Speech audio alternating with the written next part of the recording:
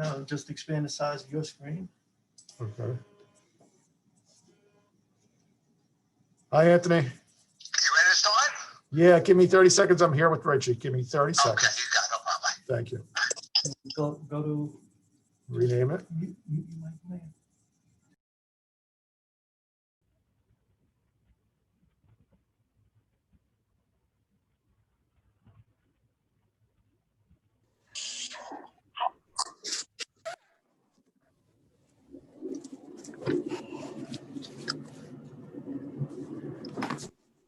Old.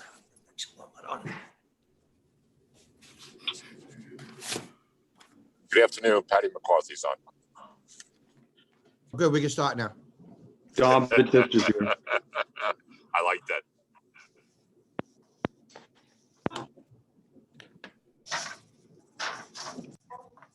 What's that? So we have, let me turn that off.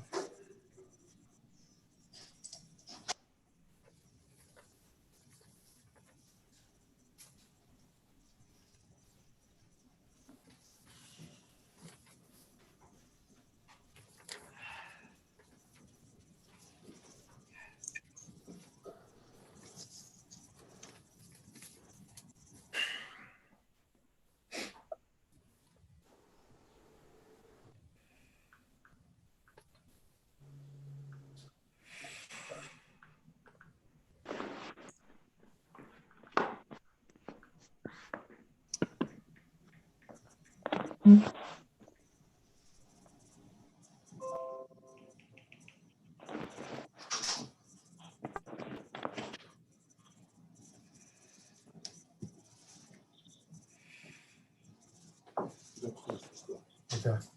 The cleaning needs here. Cleaning.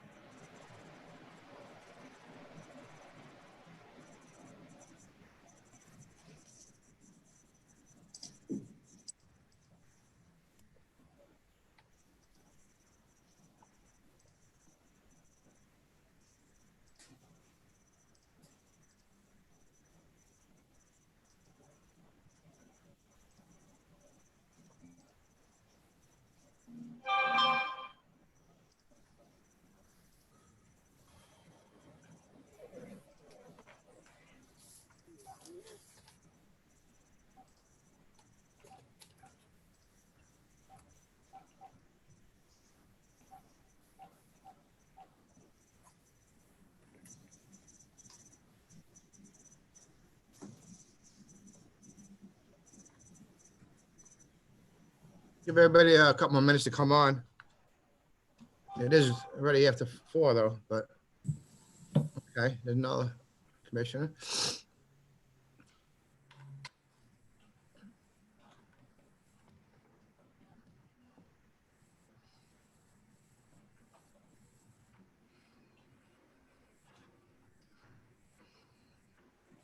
One, two, three. All right.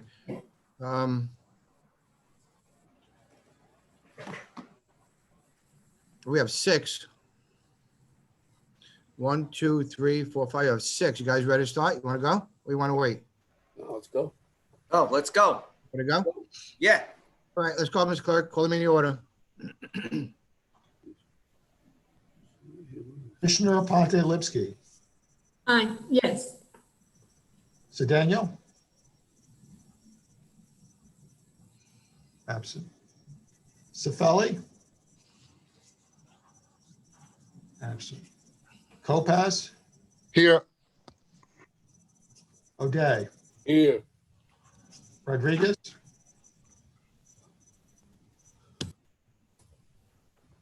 Absent. Romano. Yeah. Walker. Here. Chairperson Vainieri. Here. Please stand for the Pledge of Allegiance.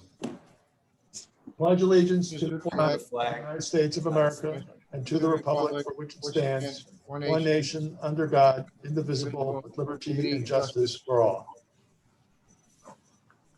Commissioner Rodriguez is present. Yes, hello. Adequate notice of this meeting has been provided as follows. Posting notice of resolution 10-1-2020 on the County Commissioners Bulletin Board, first floor Administration Building Annex, Jersey City, New Jersey. Copies of the above mentioned resolution have been sent to the county clerk and the editors of the Jersey Journal and the Star Ledger. An additional notice was published with the Zoom meeting details for the public to access this meeting. Mr. Chair, may I have a motion to approve the minutes of the December 8th, 2020 caucus meeting and the December 10th, 2020 caucus meeting? Excuse me, 2020 regular meeting. Motion. Who was the second? I'll second it. Carrie sponsor. I did first, yeah. Commissioner Pontilivski? You're muted. Muted. Sorry, aye. Topaz? Yes. Okay. I vote aye. I think Commissioner Pontilivski probably has to abstain because she wasn't a member of the board at the time. I'll defer to Ed Florio though. Yeah, Counselor, should she just abstain? Yeah. Sorry, I wasn't getting any sound. What was the Ed, I question, said- please? She has to abstain.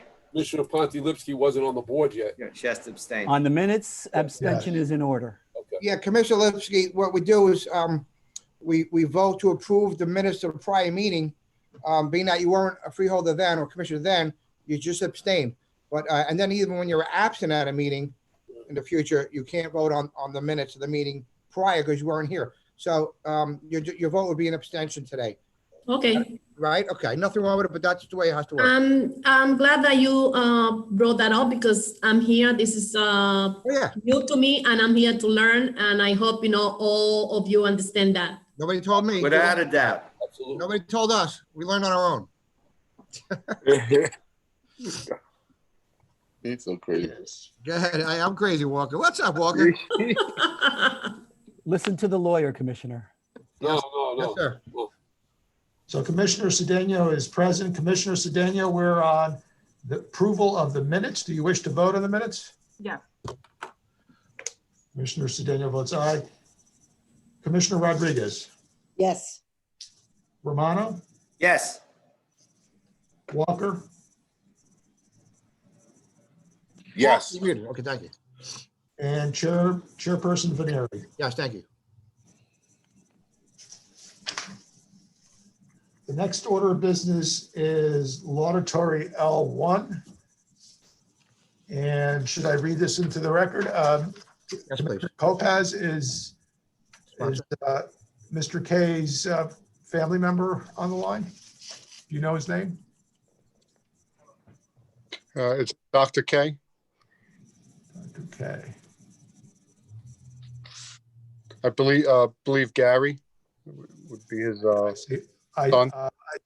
Okay, I'm going to enable him to talk. I'm going to read the laudatory into the record, take a vote on it, and then Dr. K can address the board. To express the profound sorrow of the Hudson County Board of County Commissioners upon the death of Samuel K. Whereas the members of the Hudson County Board of County Commissioners are deeply saddened to learn of the death of former Hudson County freeholder Samuel K., who served on the Board of Freeholders from 1977 to 1993. And whereas Sammy K. passed away on December 25th, 2020 at the age of 96. He was born in Connecticut, but during his school years, his family moved to Bayonne, New Jersey. He grew up with his siblings, Murray, Charles, Nathan, and Dorothy. And whereas Samuel K. met his wife, Lillian Berlin K., while in Bayonne High School, they were married for nearly 60 years. He also married into the family business, Berlin's Ladies Shop in Bayonne. Sammy K. helped run the business until its closing in 1996. And whereas Sammy K. came from a family with a long tradition of military service, his father and grandfather had served in the Army, and during World War II, his brothers and sister also enlisted. He served in the European theater as part of the Army Pictorial Service Unit. He documented the bombings of London and Coventry, England. Sammy K. was honorably discharged from the Army on April 1, 1946 with the rank of sergeant. And whereas Samuel Kay was president of the Bayonne Merchants Board of Trade and the Chamber of Commerce, he was first elected freeholder in 1977 and became known by many as the Fighting Freeholder. He served 17 years on the board and was honored to also have served as chairman of the board. After his freeholder tenure, he served as director of the Hudson County Department of Public Resources. And whereas Sammy Kay supported the Bayonne Jewish community through Temple Emmanuel and the Jewish Community Center in Bayonne, he was a member of the Freemasons and the Jewish War Veterans. And whereas Samuel Kay is survived by his 3 children, son, Dr. Gary Kay, grandchild, Dr. Alyssa Kay, and great-grandchildren, Sydney and Alexandra, grandchild, Stephen Kay, great-grandchildren, Charlotte and Annabelle, daughter, Paula Krutchik, grandchildren, Evan Krutchik and Lawrence Krutchik, his daughter, Jackie K. Crossman, and grandchild, Matthew Grossman and his brother, Nathan Kay. Now, therefore, be it resolved by the Hudson County Board of County Commissioners that the members of this board express their profound sorrow upon the death of Samuel Kay and extend their heartfelt condolences to his family and many friends as they reflect on the life of this outstanding citizen of Hudson County. On L1, Commissioner Aponte Lipsky. Aye. Sedano? Yes. Commissioner Cefali is now present. On the Laudatory Commissioner? Yes, and with respect to Freeholder K, I knew him slightly. He was a contemporary of my predecessor, Angelo Cefali, and served contemporaneously with him. And I know of his service in the Army Air Corps in World War II, and his devotion to his constituents in Bayonne and to the county. And Sam was a wonderful and a very gentlemanly individual. And I proudly vote aye and extend my condolences to his family. Commissioner Kopass. Excuse me. Yeah, as you stated, Samuel Kay's family is on the call, and I would just like to thank them for sharing the Fighting Freeholder with our community for so many years. Whether it be in World War II or on the Merchants Board or the Chamber of Commerce or the Freeholders Board, Mr. Kay served our great country, state, county, and the city of Bayonne with great honor, and we thank him. Mr. Kay, you will surely be missed. I proudly vote yes. Commissioner O'Day. I had the honor to get to know Sammy Kay when I was a councilman, and I had the opportunity to go to some of the freeholder meetings to speak on some of the issues related to the county and the parks. He was always a class act. He was always a gentleman. He had a fun, though sometimes dry sense of humor that he would often inject into conversations. So I'm glad that I had the opportunity to know him. He served with great dignity. He very much loved the county, the parks especially, and being a freeholder, and he'll be sorely missed. I vote aye. Commissioner Rodriguez. My condolences to the family of the Fighting Freeholder. I vote yes.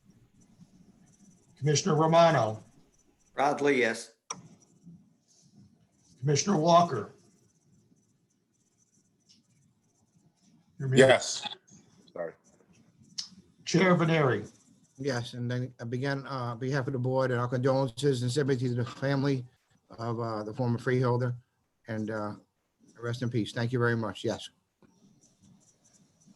Dr. Kays is on the line and he is unmuted. Thank you. Go ahead, sir. Oh, thank you for this opportunity. I wrote a little something, but most of it was repeated by Mr. Kopad, so I'll refrain from repeating what he had said. But it's an honor to represent my sisters and my family at this ceremony. I would like to thank the Hudson County Board of Commissioners for the honor bestowed my father. He always felt, even when he retired and moved to Belmar with my mom, he always considered Bayonne his home. And being a freeholder and being called a fighting freeholder was the crowning achievement of his life, and he mentioned it many, many times in our conversations. I appreciate your kind words about him. As his oldest child, I miss him terribly, and it's difficult when you lose your dad.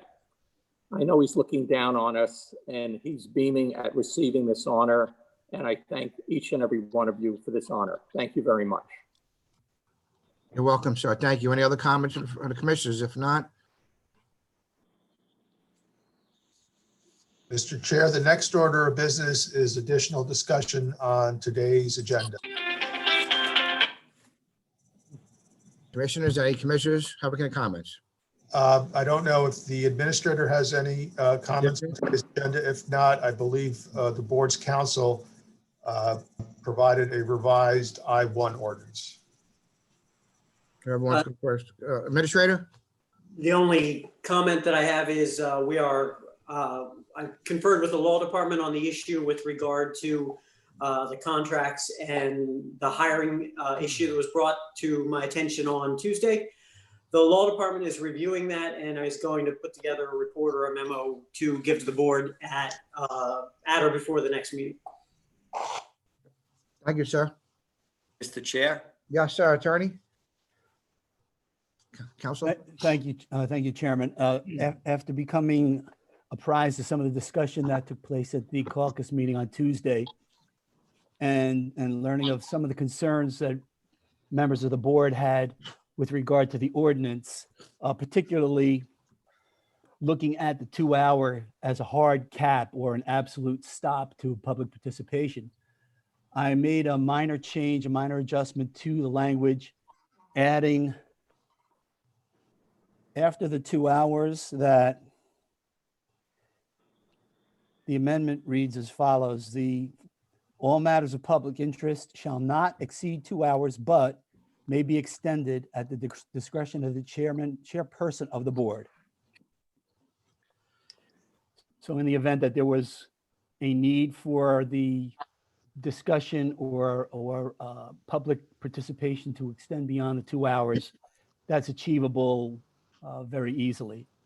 The second issue that I became aware of from Tuesday's caucus was a good deal of conversation about the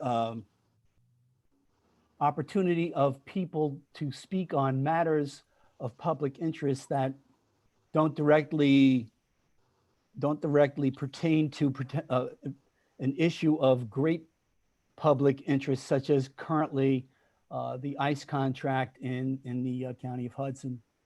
And so I thought it was important to apprise the board of the existence in the bylaws of the board of a provision which has never been enforced, at least since I came on board as counsel to the board in 1994. And I have to believe that the provision in the bylaws was probably enacted at the time that the county adopted the county executive form of government in 1972. And the provision reads in pertinent part, and I'll read it with your permission, Chairman. Yes, sir.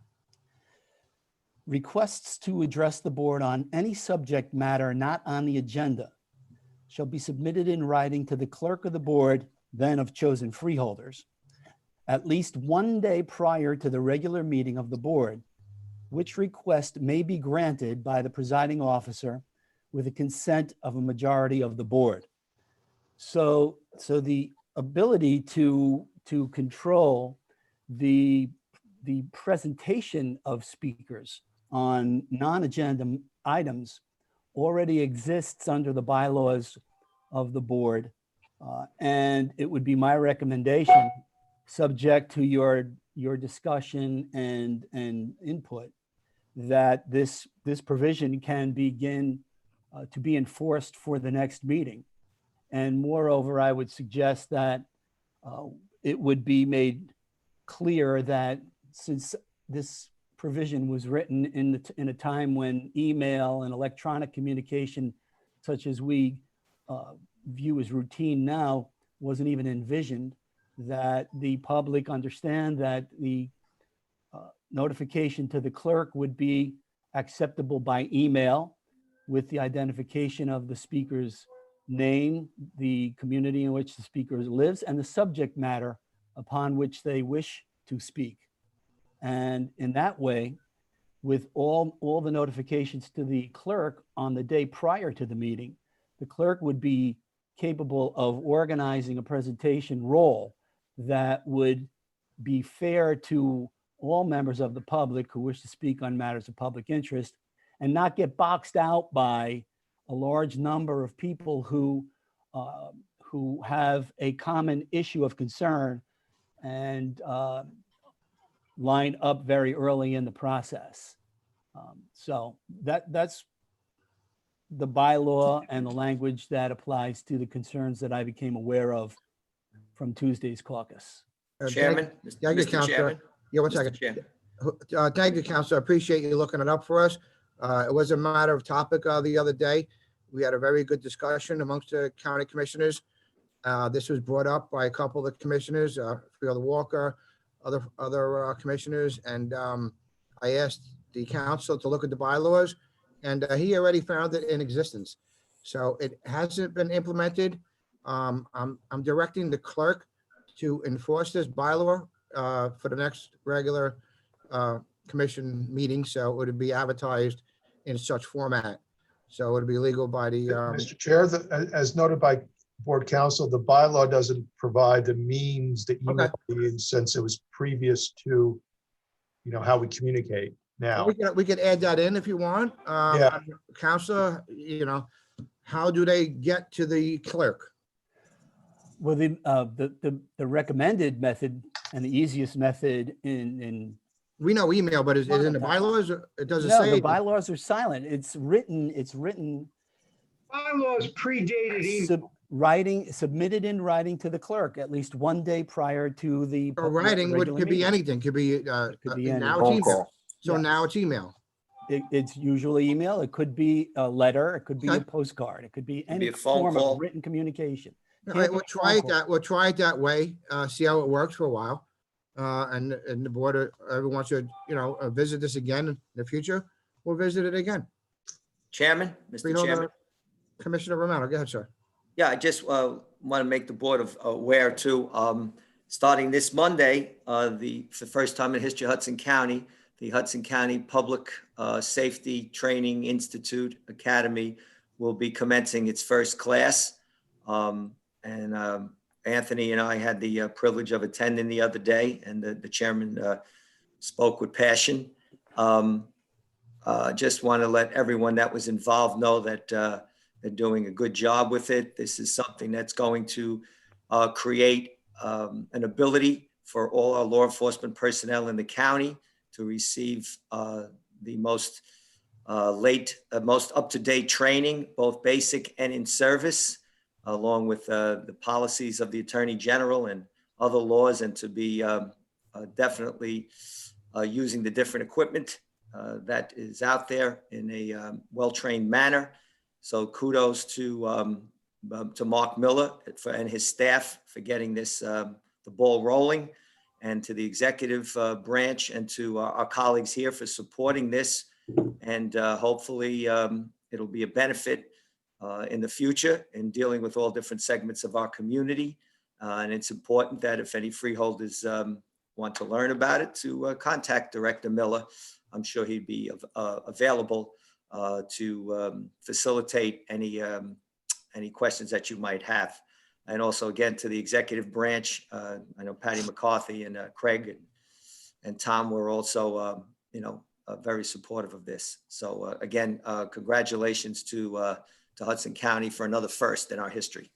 Thank you, Commissioner. To get back with the ordinance, after talking to some commissioners offline, they wanted to figure out, what happens if we go over 2-hour limit. So we put in there, it'll be up to the chair. I have no problem doing that. But, if we are all there at 2 hours and 15 minutes, it's still a meeting. It's still a meeting. There's no gate going down with a lock. That is a 2-hour cap. If it needs to be extended during a certain meeting, I will have that opportunity to make that discretion to extend it further.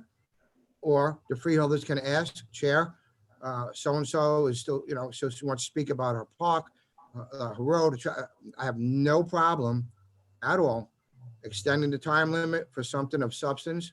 Right. I have no problem extending someone speaking more than 3 minutes that is not cursing at us or screaming at us or talking about the same thing over and over and over and over and over. I can say over and over and over and over for 12 hours and see you like it.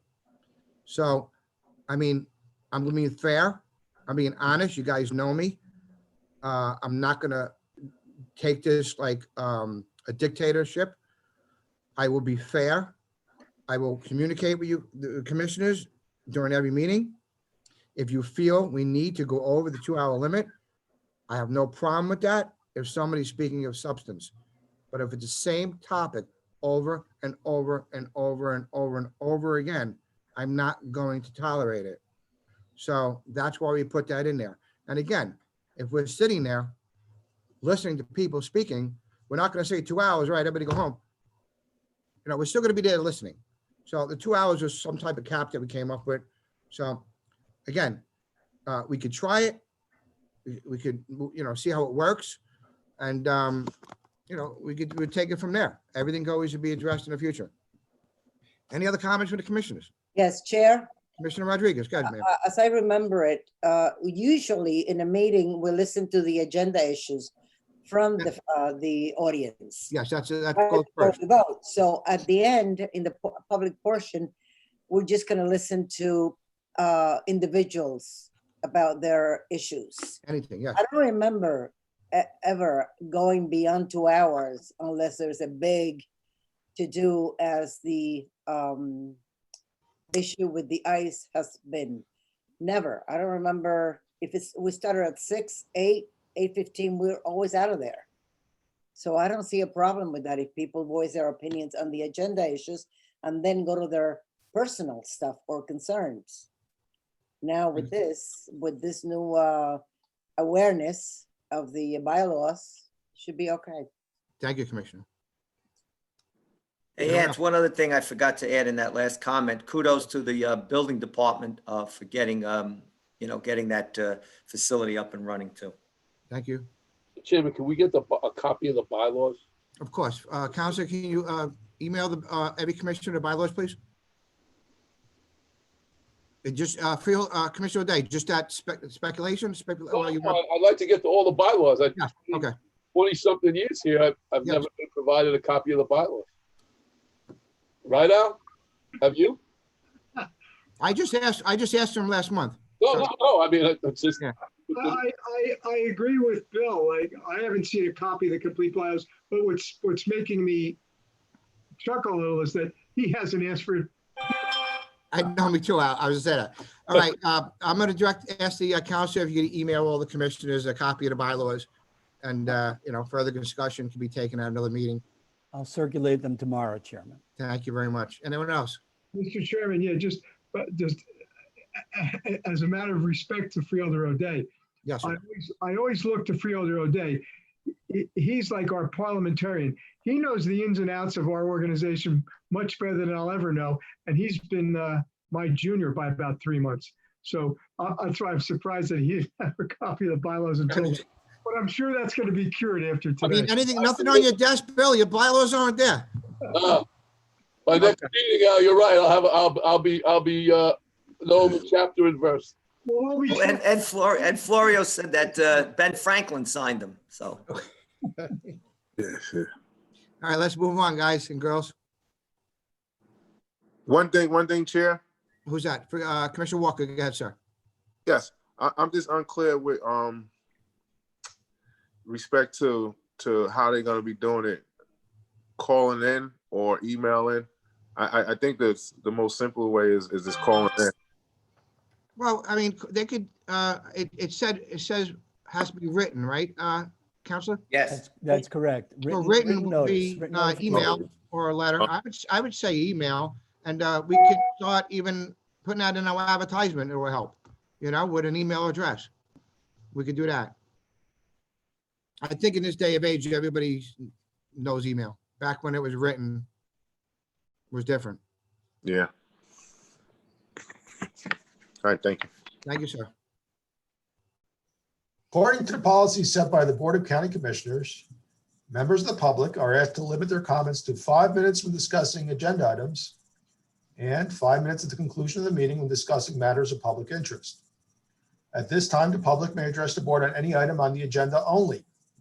Please keep your comments limited to 5 minutes. Are there speakers on agenda items only? Raise your hand.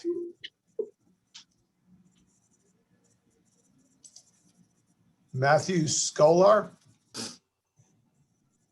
Can you hear me? Yeah, go ahead, sir. All right. So my name is Matthew Scholar. I live in Kearney.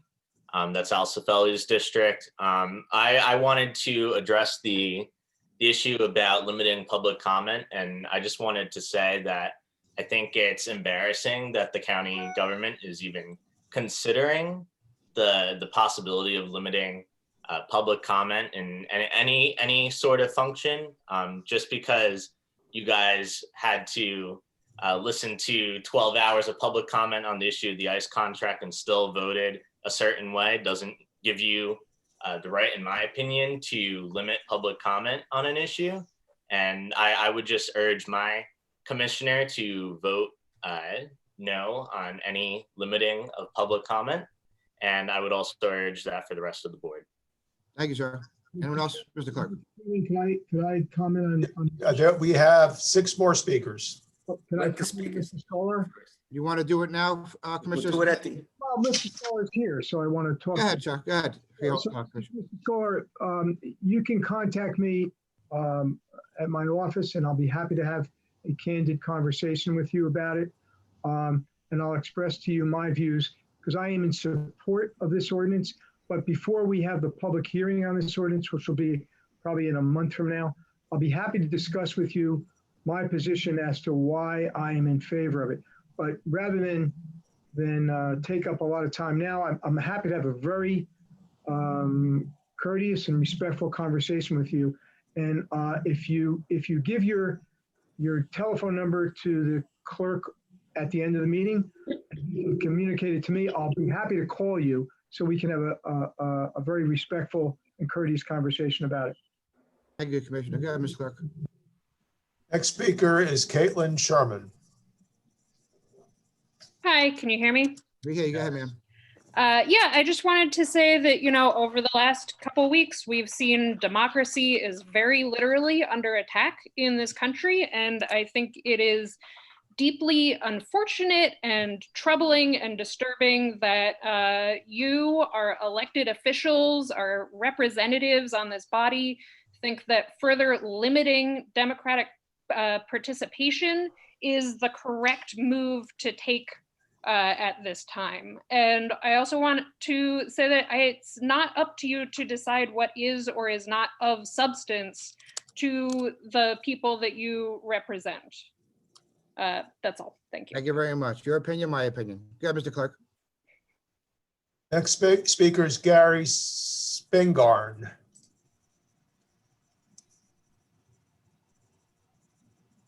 All right, can you hear me? We hear you. Go ahead, sir. All righty.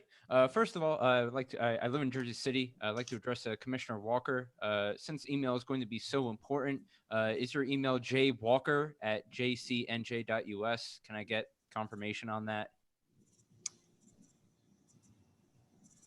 Since email is going to be so important, I want to confirm an email. That's all I want, because I've yet to see a response. I just want a good email.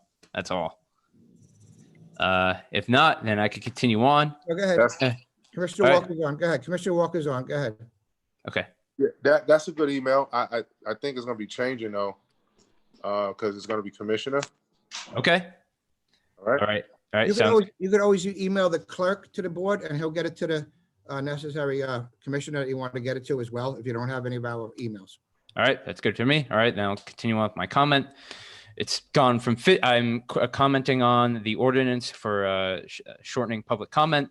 It's gone from 15 minutes to 5 minutes, 5 minutes to 3. I get the feeling that you want to duck us. We have been labeled as extremists, but when you see the progression of bad policy, a policy against the public interest, you see that the final step is to stomp out public outcry. This doesn't make me feel any better. This doesn't make me question anything that I've thought or said in the past. I bet many of you decry cancel culture and the recent deplatforming by media giants. And yet you are here right now doing the same exact thing, except you're not a private entity. Private entities aren't bound by the First Amendment or sunshine laws, et cetera. I don't know what explicit ordinance applies to the board, but here we are. No one who chooses to speak can be labeled as a quote abuser of the system. I just can't get there. This is a firm right. If I want to tell you how much I hate your policy, sans me cursing and yelling at you, okay, perhaps that's a good point, but that is my undisputable right, regardless of how many people want to echo my statements. I have a right to get entered into the public record. The public record is something I have a right to. If I want my words there, they should be there. Perhaps don't enact policy that enrages the public so. If you don't like hearing harsh words from constituents, perhaps public office isn't for you. I honestly see this as an assault on the democracy and the rights of our constituents. It's entirely possible that I want to comment on an agenda item and the meeting ends. I was here at the start of this meeting. Nothing that has been said can convince me differently. The chair has full discretion. What reason do I have to, no offense, really trust this discretion? At the end of the day, you reserve the power to end the meeting when you feel like it. I don't say that's equal representation. I don't find that liberty. That's the end of my statement. Thanks. Thank you very much, sir. Mr. Clerk?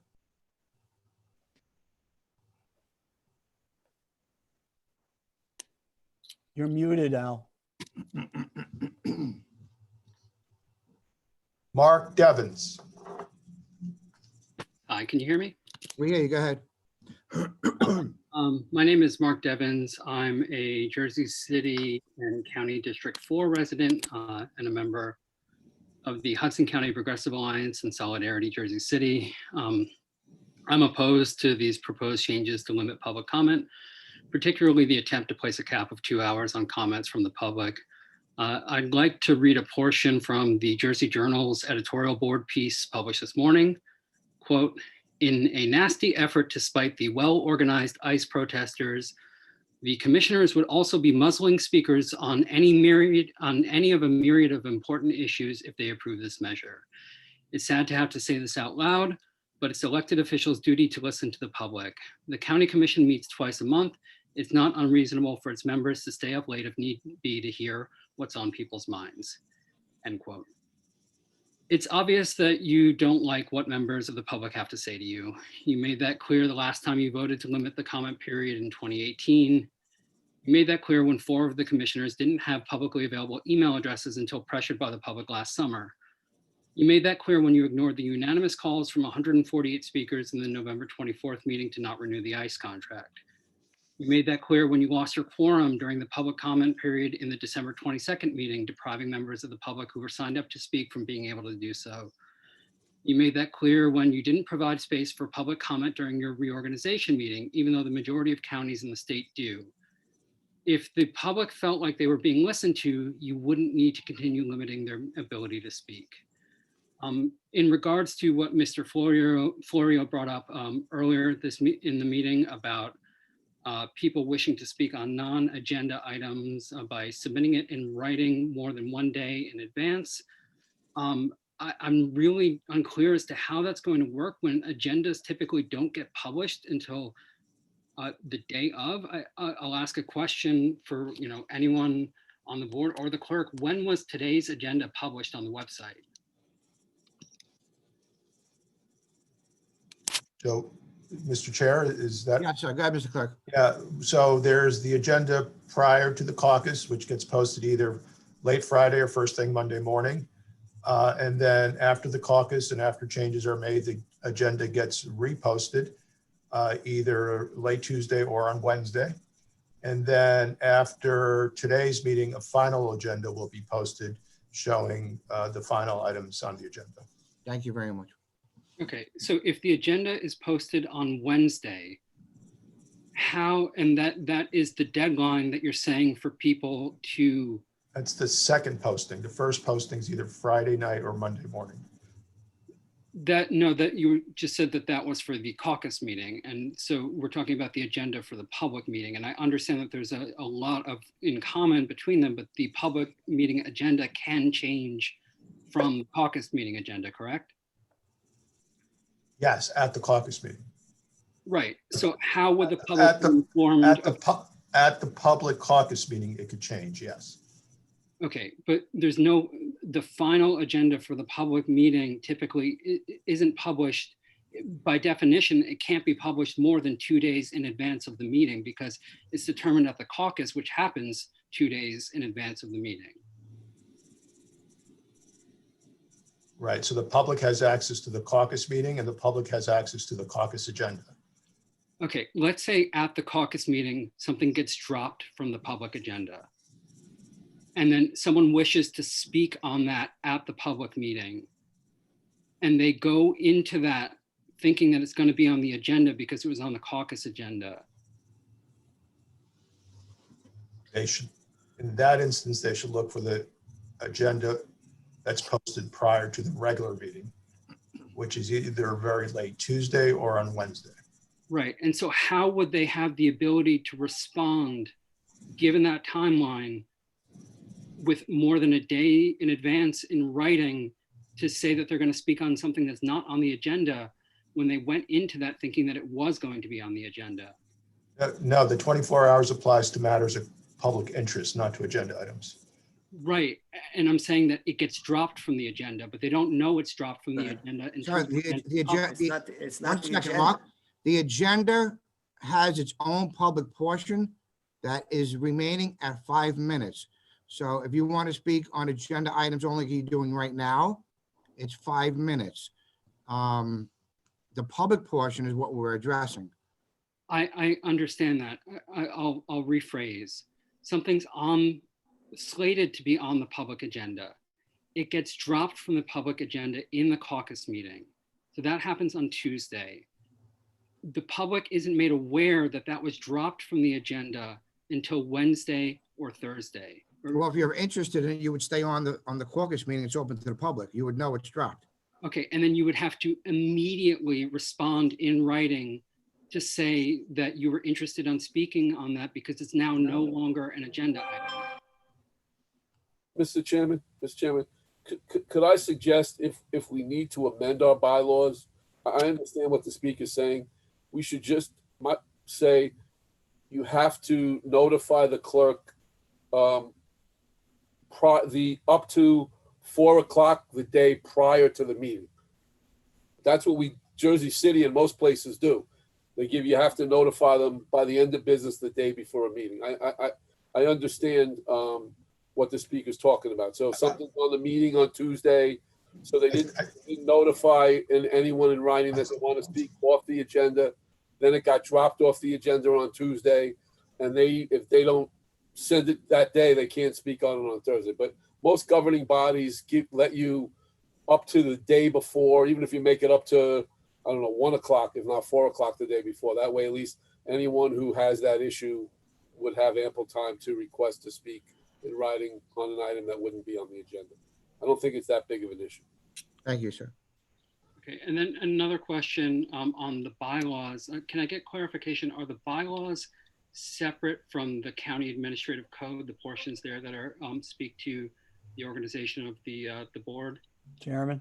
Mr. Florio, go ahead, sir. Yeah, they're two separate documents, but they are not mutually exclusive. Much of what is part and parcel of the commissioner bylaws are also part of or mentioned in the Hudson County Administrative Code, which by way of explanation is the reason why the amendment to any of the bylaws that are referenced today is being done by ordinance, because when you amend the county code, it has to be done by ordinance. But by statute, amendments to the bylaws, strictly the bylaws, It is done by resolution. Right, but you've brought up this portion of the bylaws that's never been enforced. Mr. Chair, the time has lapsed. Go ahead, Mark, you continue. Go ahead. You've brought up this portion of the bylaws that's never been enforced before. Is there any public access to these bylaws? I'll just speak briefly to my attempts to even get a copy of the county code. It's not published on the website anywhere. I had to get that from the administration, and what I was handed was one copy of the code and then 3 or 4 separate ordinances that were amending it. There's no working copy of the administrative code that's including all ordinances that have passed. It's, we're in a pretty sorry state. And if bylaws are going to be enforced, can they at least be made available to the public? Florio? It's a public document. Yeah. Chairman, it's a public document. If it's requested in accordance with an Oprah request, it would be produced. Like the council said, the bylaws haven't been looked at over 20 years, 25 years. More than that. More than that. All the commissioners are going to get a copy of them. We're going to adjust them to today's times of what we feel they should be, if they should be changed at all or added or taken out. We look at them, meet again another time, and we'll adopt another set of bylaws or revise them, you know. Thank you, sir. I appreciate your time. Mr. Clerk? Next speaker, next speaker is Haley Benson. Hi, can you hear me? We hear you. Go ahead. Great. Real quick before I start, if I have a comment for non-agenda items, I can speak again. Yeah, this is agenda items only. Okay, great. Just want to make sure. So right, if we, Counselor, right? Yeah, I want to talk about the commenting on public input. If we cannot convince you guys to change your mind, who exactly should we email? Like, I want the exact email so that no one is confused and it's very clear where we should be directing our comments beforehand. The clerk. Can you just give me the exact email, like, set out? Sure. Yeah, the email, and the email is published as part of the Zoom notice. It's asantos@hcnj.us. Okay, great. And if calling is also recommended, what number should we know? Oh, it's in writing. No. Okay, great. I would also like to urge y'all to use it as a notice and not to decide what should or should not be spoken about. I agree with what Caitlin said earlier. I think it might be unwise and of use of power to decide what is okay or not okay to be spoken about for public input. That's not what we're saying. Okay, great. We're only asking what your comment would be so we can maybe research it before our In meeting. advance. Okay, perfect. Thank you. That's all I needed to know. Thank you. Thank you very much. The next speaker is Counsel Little.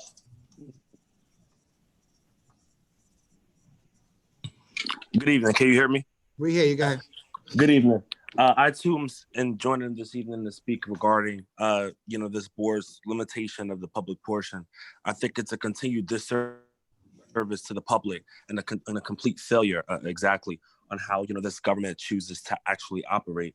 You guys actually haven't been operating in the best interest of the public for quite some time now, and the fact that you want to continue violating our civil rights by limiting what we choose to speak about. I mean, we already hear you loud and clear when you made comments before saying if it's pertaining to ICE, we don't want to hear it. We know exactly where your actions are, and I want to say this to you loud and clear. You should resign if you don't want to actually listen to what the people have to say. It is not up to you, but it's not up to any one of you to determine what you are there to listen to exactly. That is literally up to the people. That is a violation of the civil rights. That's a violation of the Open Public Meeting Acts. And if you want to continue to violate people's rights, you have no place, no room in government whatsoever, and you should not be a part of a governing body, period. And I also want to just say, why is it that this board continues to be disrespectful to the public? You make weird facial expressions. You can't see us, but we can see you. If you want to have those facial expressions and be so disrespectful and be on your phones and not pay your undivided attention, I mean, where do you think you are? This is not how this is supposed to go. And then when somebody want to rebuttal at you, you say, oh, it's my opinion, your opinion, and you get so dismissive, you hang up on the person. That has to stop. How do you think you are actually leading and leading a great example of those who want to get involved? You're not. It is a complete failure, and it is a legal enterprise that you're running. I urge you to do better for your constituents' sake and for the legacy that you wish to bring. I mean, you may not give a damn about your legacy, but the importance of it is, and the part that really matters is that you're actually serving the people's best interest at heart, not yourselves. This is not a board of self. This is a board of serving others. And when you serve others, you should include those in the process during the decision-making to ensure that their wishes, their wants, and their needs are being addressed, heard, and thoroughly reviewed. Not upon on what you want to make it to be. I yield my time back. What town are you from, sir? Mr. Little lives in Elizabeth, I think. I've seen him on television. Yeah, Union County. Thank you. Great, thank you. Chairman, Good to listen to you. Chairman, Yes, sir. I'd like to interject, although it's not my usual practice to do that at this point, but so that there's no misperception on the part of people on this Zoom meeting. Let me read particularly from Section 12 of the Open Public Meetings Act so that it's clear that the board is not taking any extra legal measures by addressing the time for which speakers are permitted to participate. And I read directly from the statute, quote, "Nothing in this act shall be construed to limit the discretion of a public body to permit, prohibit, or regulate the active participation of the public at any meeting, except that municipal governing bodies and local boards of education are required to set aside time for public comment." That's the extent of the law and makes clear that the actions the board is taking today are within the four corners of the Open Public Meetings Act. Thank you very much. Thank you. How many more speakers, Mr. Clerk? Mr. Chairman, just to follow up on Councilor Florio's comments, I want to step back. We sometimes miss, what's the old saying? You miss the forest because of the trees. The statutory obligation that we have to provide opportunity for public comment is not an absolute one. We do that in conformity with the statute, and the statute allows us to put parameters on that. And that's all this ordinance does. We're not trying to limit public comment. We're not trying to limit things we don't like to hear, as some speakers have said. But these meetings are our meetings, and we have a right to control the decorum and the protocol of our meetings, subject to the right to allow reasonable comment. Everything has to be reasonable in the law. One of the prior speakers seemed to indicate that we have to sit here ad infinitum to listen to everybody who wants to speak. That's not the law.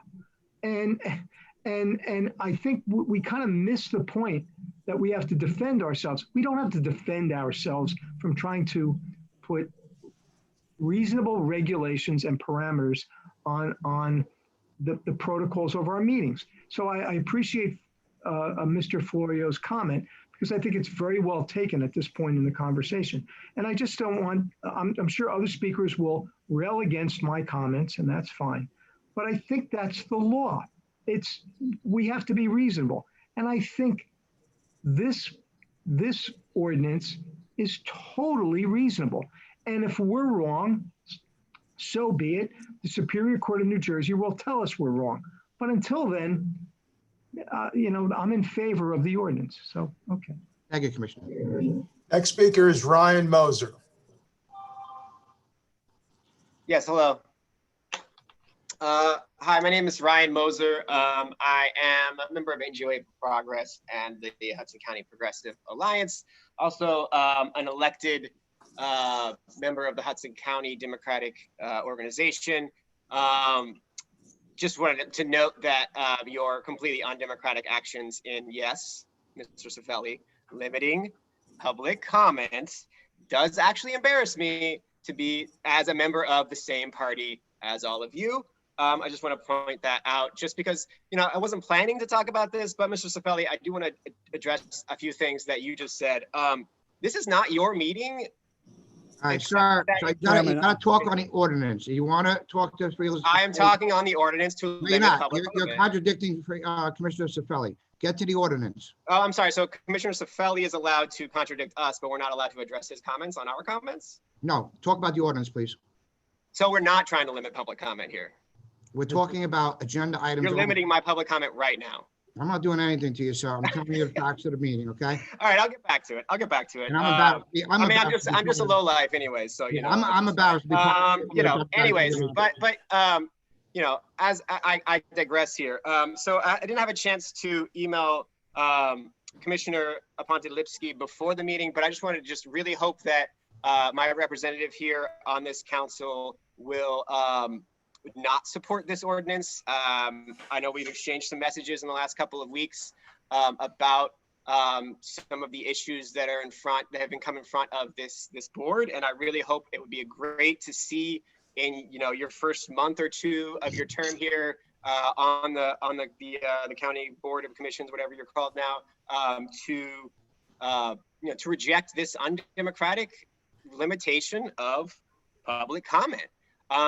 Why is it a limitation of public comment? Because this is a public meeting. You represent the people. This is our meeting and you serve us. That is your job. To go back to what I was trying to say to Mr. Cifelli. It's our meeting. It's our chance to speak to you who are the people that we elect to represent us, right? It is in fact your job to do that. Now, Commissioner O'Day mentioned earlier Jersey City's rules regarding public comment. I just want to make a correction here. Jersey City allows you to register for open public comment up to the beginning of the meeting. So you can register at 5:58 p.m. so long as that is before the meeting begins. And there is no limitation in Jersey City on how many people can speak, how long the public comment lasts. I know some of you who are familiar with Jersey City politics know that some of those meetings have gone, like your meetings, well into the night. And they accept that. They're not trying, the Jersey City Council, who many are your peers, right? They're not trying to limit public comment. They accept that as part of their job. And I strongly suggest you do the same, right? If you want to have people register beforehand, great. There's a precedent for that. That's not on the agenda. That's not on the agenda. Okay, and I just want to also mention that this is an issue of public versus private speech. Public comment is public speech. It's publicly recorded. Private speech between a constituent and a representative is private speech. And there is a difference. And it's important to note that citizens should have the right completely unobstructed to comment during a public meeting of their public government. And that's the last point I want to make. And I'm sure that you will now allow the commissioners to comment on what I said without allowing any retorts, Mr. Thank you very much. Mr. Clerk, anybody else? Mr. Chairman, I appreciate Commissioner O'Day, go ahead, sir. Ryan, I appreciate that you corrected me. Back in the day, it used to be the day before. But again, you're correct. There is no limit. And I'm in favor of not having a limit in how many speakers there were. I often sat in the 80s and 90s to 3:30 in the morning, and it just kind of came with the job. And the job paid a lot less than this job pays. Thank you, sir. Mr. Clerk? Next speaker is Eleana Little. Ms. Little. Hi, can you hear me? Yes. Yeah, you go ahead. Thanks. My name is Eleana Little. I'm a resident of Jersey City. I'm calling in to discuss the same agenda item everyone else is. I understand that many of you have been frustrated by long meetings in the past, but like Ryan just said, this is your job. I think limiting public comment is undemocratic. And further, I think both this ordinance and the enforcement of these bylaws, which were discussed, as a possible alternative to this ordinance, give, frankly, a ridiculous amount of power to the chair, who I would like to know is not directly elected by the entire county. He's elected by the voters of his district. Either as any other commissioners. And then subsequently elected by the colleagues, by his colleagues. Okay, thank you. Directly elected by the whole number of voters in the county. So it's not the chair's role to unilaterally tell the public what matters are important or not. If an issue is important enough to a Hudson County constituent that they're taking time out of. You guys are missing the point. This is not about of what the person is going to speak about. It's about a time limit, a time frame. Yeah, and you could talk about anything you want in those 2 hours. Go ahead. So regardless of whether the chair feels that it's important, it's if a constituent is coming to That's not, you're wording it wrong. I don't feel it. I think everything's important. It's a matter of how long we're going to sit here and listen to everything over and over and over again. And I will take the rest of the commissioner's advice, whether to keep it going or not. Okay, well, earlier you said that you would remove speakers if there were too many speakers on an agenda item, but you would let people, or not an agenda, on a specific issue, you would only let a certain number of speakers on a specific issue, for example. And I'm raising the issue that I'm not saying this would take place with this chair in particular, but it opens the possibility in the future for a chair to cherry pick the speakers on a given issue. If there's only, say 5 speakers on a given issue, the chair could cherry pick the 5 that support that chair. I don't pick who speaks. Okay, well, then I'm confused about what the bylaws were, because I thought the bylaws are totally different than the ordinance right now. All right. The ordinance we have that's facing us tonight is that we're going to move 5 minutes to 3 minutes with a 2-hour cap. And if I feel that we should go, if the board decides that I as a chair or anybody as a chair has a discretion to keep the meeting going. But however, if you have 5 freeholders still sitting there, the meeting's going to still go. It's not like a gate's going to come down after 2 hours and everybody's going to locked out of the room. If we're still sitting there listening to you, we're going to still listen to. If the commission, from what I understand, it sounded like you have the discretion to cut off public comments or not cut off public comments, depending. I have a discretion whether to stop the public portion after 2 hours, if I feel it's enough. Right, if you feel it's enough, but if the public doesn't feel that that's enough, I'm saying it's not your role to make that call. It's the public's role. That's why everybody emails their concerns a day before, we'll know what the problems are with everybody. Right, and then you can pick how many comments on a given issue that are allowed to speak. No, still not right. No, you're still not. Well, that was my understanding. Can you explain how it's different from that? The clerk will call everybody who he sees. I don't know how his screen works. I never saw it. He's the host. He will call residents at his discretion or how he does it to speak. Okay. Now, if we know what you want to speak about the day before, we can get your answers before the meeting. If you're just going to talk about something in the past all the time, you have 3 minutes to speak.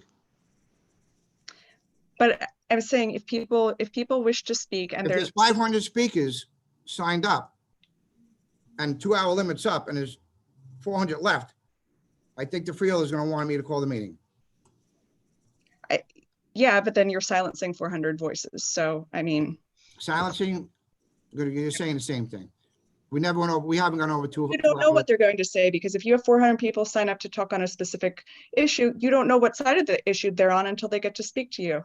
No, they would tell us during the email what they want to speak about. We would know. The clerk would tell us this lady has a problem with a park. This person has a problem with a traffic signal. This one has, something like that. Okay, well, I still think there's a difference between the comments being entered into the public record, like the previous speaker talked about, and emails prior to the meeting. And I think it is, this affects how the meeting is reported in the press. It affects the public perception. Go ahead, ma'am. You can finish up. Go ahead. No, I mean, it raises the possibility of, either the clerk or the chair to in the future to cherry pick which speakers get to speak and on what issues. And I think that it affects. That's not in the ordinance. That's not what we're talking about. That's the bylaws. That's something different. We'll get to that in the bylaws were proposed as an alternative to the ordinance. Well, the bylaws are there already. They're in place. And I would like to urge you to strike that measure from the bylaws. Thank you very much. Yeah, Mr. Clerk. Next speaker is Amy Torres. Hi, can you hear me? Yes.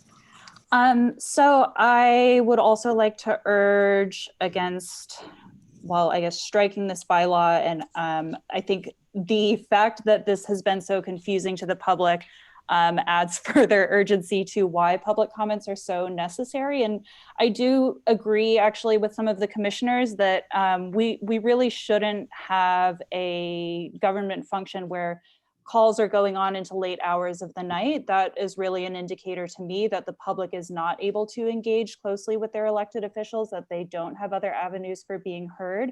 So I do want to pose some questions just so I have a clearer understanding of this, because just from the comments, even within this agenda item, there are some parts that are unclear. So public comments are matters of the public interest, right? And so that means public expenditures of money, anything having to do with like how taxpayer dollars are spent. You asking a question? Yes. What are matters of the public interest? Whatever you want to talk about. Okay, because we are also being told that this is not the public's meeting, but these are publicly elected officials, publicly salaried, spending public taxpayer dollars. And so these are actually the public's meetings. So I want to just understand what the discretion criteria is for approving or denying requests to speak. So will there be a appeal process for someone who requests to speak and then is told you cannot speak during the public comment period? I'll let Mr. Florio take that answer. Chairman, I don't think, with all respect to Ms. Torres, I don't think that there's a full understanding of what the objective of this ordinance amendment is. The provision limiting speaking to 3 minutes deals only with the second public portion for participation, which is matters of public interest. Matters of public interest are whatever the speaker considers to be a significant enough item to want to bring it to the attention of her elected officials. So what then? As an example, Ms. Torres, if I may. And if I may add as well, I want to make clear, there is no content limitation. It's a time limitation. Right. Okay. Correct. So if there's a time limitation, totally understand that. I don't understand the function of submitting advanced written approval, because at that point, I do think the time limitation forces the clerk or whoever we're submitting this written request to make a decision about how many total comments fit within that 2-hour cap. And that's where inadvertently or advertently decisions can be made to select or unselect. So is there a process for the public to appeal when they're denied request in the public comment period? Again, it's a time limitation. All written requests submitted in time to me will be printed by me, and I will have it at the meeting. The limitation is a time one only. 2 hours could be extended at the discretion of the chair. I will read through those requests in the order that I received. Okay. Will all of the requests will become a matter of public record, whether or not the person submitting them orally delivers them during the public comment period? Ms. Torres, I don't mean to interject, and with all respect to you, the difference between what we're trying to do now is because we're operating completely on a virtual remote meeting platform. When we meet corporeally, the practice was always members of the public who are in the chambers come to the clerk's desk, fill out an index card, and on the index card they write their hometown and the subject upon which they wish to speak. We don't have the opportunity to gather those cards now because we are not corporeal, we are virtual. And I and understand. the effort is, Ms. Torres, the desire is to just have an idea of how many speakers on any particular topic, whatever that topic of interest is, are going to be in the queue for the meeting on the next day. It has nothing to do with content control. It's only about registration for the ability to prepare for questions and subject The matter. time limitation. Mr. Chairman, I have a question. Let Mr. Torres just finish up our time because the time. Yeah, I just want to, I know Closing that the statement, ma'am? Go ahead. timekeeping is probably getting just between the back and forth. So I think, you know, even within this own back and forth, I'm still having difficulty understanding the intent behind this decision. I understand the timekeeping, but once we do go back in person, does that mean that you're going to then vote to strike this bylaw and revert back to the regular way? I mean, it seems to me, and I feel like it should be no surprise to you as commissioners that the public feels like they have not been told enough about this. And because of past actions of this Board of Commissioners, that people rightfully feel suspicious. And the fact that people are already not feeling heard goes further to demonstrate that fact, which means further limiting that public comment portion allows, it doesn't build Mr. Chair. trust. Thank you. Speaker received an additional minute. Thank you. Thank you, Ms. Torres. Can I Commissioner get O'Day. answers to my I'm sorry, questions? Go ahead, Ms. Torres, what? I did ask some questions. No, I think Commissioner O'Day may have a comment. Yeah, but maybe I could try to clarify the speaker's question or concern, Ed. So you can't read the ordinance. I don't want to sound like a lawyer, but you can't read the ordinance change now without also reading the bylaw that you read earlier. And the bylaw that you read earlier kind of clearly indicates that there is a certain level of discretion allowed after the collection of all those who request an opportunity to speak. And I think that the speaker's concern somewhat is focused on that. So I'll give you a hypothetical example, and I'm going to change it from the one that a lot of members of the board have issues with. So let's say instead that there is an article or a story in the newspaper that says the county government is considering laying off 200 employees from this Department A and Department B. And then 100 of those employees or employees and their spouses send in a request to the clerk 2 days, 1 day, whatever I think is reasonable. 1 day before is probably fair and reasonable, to want to speak on that particular subject. 20 other people submit requests to talk about an issue in the park, their own issue on their job, could be a variety of things, whatever, a holiday coming up, Juneteenth, we just saw an executive order, a variety of other subjects.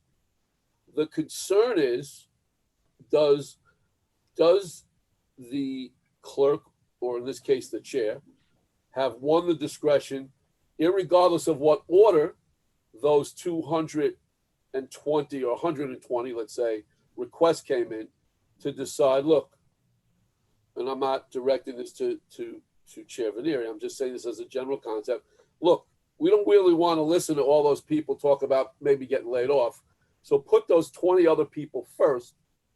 Then by the time they're done, there may only be an available time period for 20 or 20 of the additional speakers on the layoff issue. Is that when you read the two together, because you now have a 2-hour period. Now, I'm not saying that this chair or whether a chair would, but hypothetically, that same chair at the end of the 2 hours could say, look, we already listened to 222 people talk about what happens to them if they get laid off. I think we've heard enough. Will written versions of ordinances be published then? So this back and forth, I mean, this is like what we're getting at is this comment alone is going over, and it's impossible for the public to engage when we have to attend daytime meetings. We don't get written ordinances. We're expected to shorten our comments so that other members of the public can speak. It's just, when people are saying it's anti-democratic, like, it's not just an attack, it really is against working people being able to engage in their democracy. And the last comment on residents only. All ordinances, as far as all ordinances after introduction, are published in full at least 1 week prior to the public hearing. I don't see this ordinance online, This is introduced. After it's introduced, it will be published in a legal periodical at least 1 week prior to the public hearing. last is the comment on residents. You know, of course, we want you to be listening to your constituents, but there are also matters of the public interest where others need to be involved, whether it's, you know, members of the ACLU may want to weigh in on an issue. The ICE contract is an example. Plenty of folks were testifying from New York. When we're prioritizing voices of residents, we ignore the fact that a lot of the policy decisions that you make have impacts in other parts of the state and across multiple states too. So I urge you to really be careful in thinking through this language, because yes, you should act in the interest of your constituents, and you need to be thinking about how these policy decisions affect people in other parts of the state and other parts of the region. Mr. Chairman, next speaker. Mr. Chairman. Well, Mr. Florio, can you either answer now? I think I was speaking first, Mr. No, Chairman. I never got an answer to my question. Well, I asked a question, I never got an answer. And then if you're not in a position to answer it concisely now, then you can put it in writing and provide it to me. I don't want to spend an hour discussing it, but in listening to the bylaw and then putting it in context of this potential change, that's an issue that I've heard speakers raise and is an issue to me. I would be more than happy to engage you in conversation on this subject offline, Commissioner. All right, I'm fine. So as not to prolong the meeting. Sorry, Al, go ahead. Right, Mr. Chairman, Mr. Chairman, if I might, about the last comments, the last speaker's comment about, it sounds like the last speaker's comment was that we may be more focused on our constituents' feelings as opposed to members of the general public, although the topic may have general impact, such as ICE. And I don't think we ever denied a speaker's access to the microphone based upon their residence as Hudson County. I think Mr. Counsel Little, who spoke before, is from Union County, as he said. We haven't denied him access to our meetings. While I agree with the speaker in that probably just as a matter of policy and politic, and I don't mean to be parochial, but the word politic is that we would probably our ears might be more perked up to listen to our own constituents. I don't think we've ever cut off anyone that spoke from outside of our county. And in fact, I've engaged in many telephone conversations outside of the meetings with people who were from New York and Morris County and Union County. And so I don't think that we've ever cut anybody off because they weren't constituents of Hudson County. Thank you, Freeholder. All right. Mr. Clerk, how many more speakers? We have 5 raised. Well, Ms. Torres has spoken already. We have 4 raised hands. All right, let's go. Agenda items, we're still on. Yes, next speaker is Stacy Gregg on agenda items. Hello, thank you for allowing me to speak this evening. Stacy Gregg from Rockaway Township. And about the agenda item, about the 2 different things that you're weighing in on. What just happened now with the last speaker, where I have something I want to say about it, I would not be able to do that with your requirement that I submit before I spoke out regarding the fact that we don't know what the agenda is. The final agenda is what matters. How can you speak to the agenda items or during the open public meeting when you don't know what's going to be happening during the meeting? The last speaker, brought up the fact that you never didn't allow people to speak. And I just want to differ with you. I was a witness to having many people dropped off the open to the public portion during the meeting. And they were not, after waiting many hours on that very long meeting. And then in addition, the infamous meeting that happened that was written about in the newspaper, where I think Mr. Vainieri left very early and Mr. Walker walked off, and there were still people waiting to speak during open to public who were denied their right to speak. Now, the only reason you're not getting OPMA challenges is because the average citizen cannot afford within the time limit given to figure out the system and have an OPMA lawsuit against you. It's very tedious. I did mention I was in Rockaway.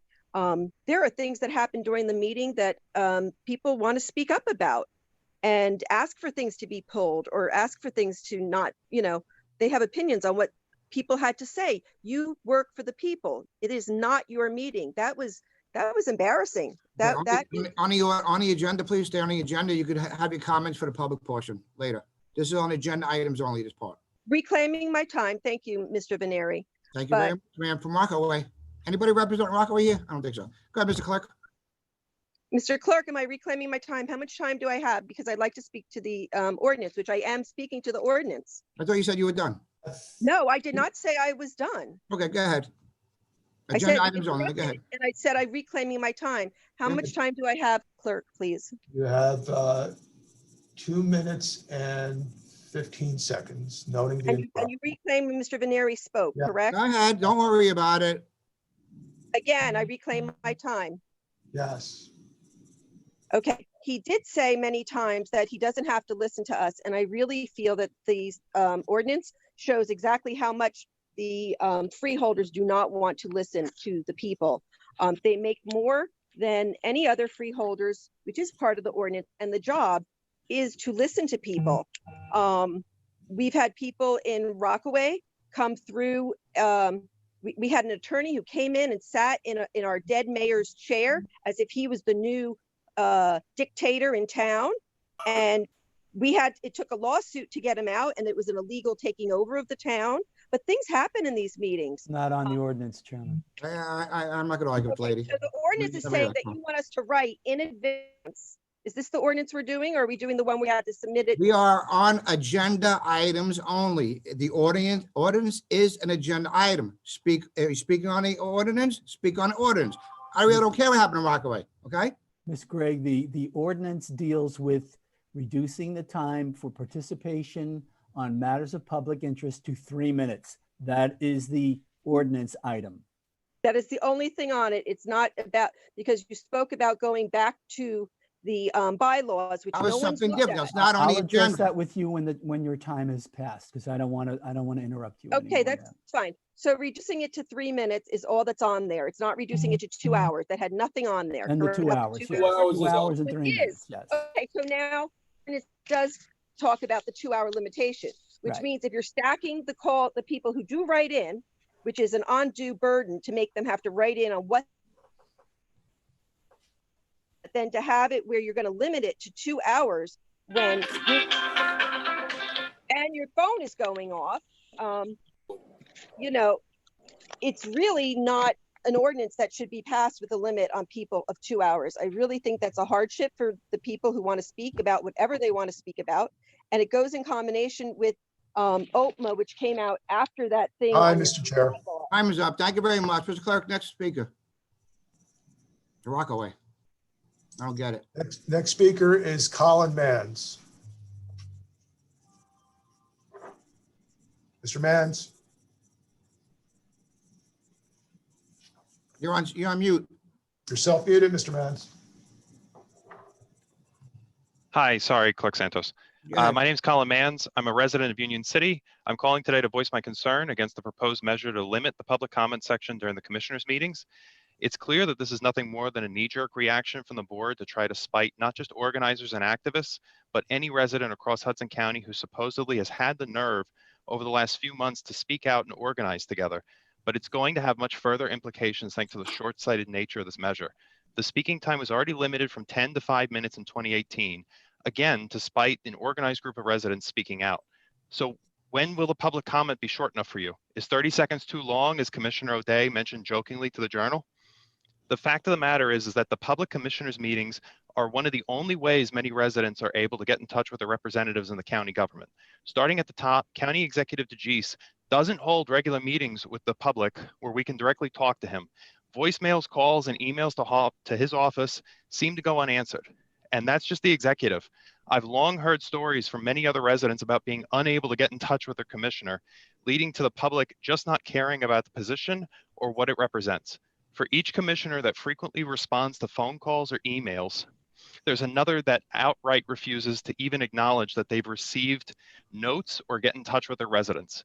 In particular, Chairman Vainieri, I've heard a joke passed around several of your constituents that the only way they'll ever get a face-to-face meeting with you is after death. The short-sightedness of this, combined with with this week's earlier measure to limit the public gallery for meetings, will do nothing more than ensure that residents are robbed of what limited opportunities we have to address our commissioners directly, especially those who do not have an internet connection at their homes, like my downstairs neighbor, doesn't have internet, doesn't have email, and she's unable to dial into county Zoom calls or email the clerk to get her comments portion approved by the earlier mentioned bylaw. I'm asking you all to not consider this measure, and if it comes up, to vote against it. Thank you. Thank you very much. Clerk, go ahead. Next speaker is Danielle Harari. Hello, I'm Danielle Harari from Fairlawn. What do you get? What? Go ahead, ma'am. What was that? No, we just want to know who you're from. Fairlawn. Okay, go ahead. Why do you care? I don't care. No, someone said Fairlawn. Why do you care? Yeah, I didn't say it. Go ahead. You got 5 minutes. Go ahead.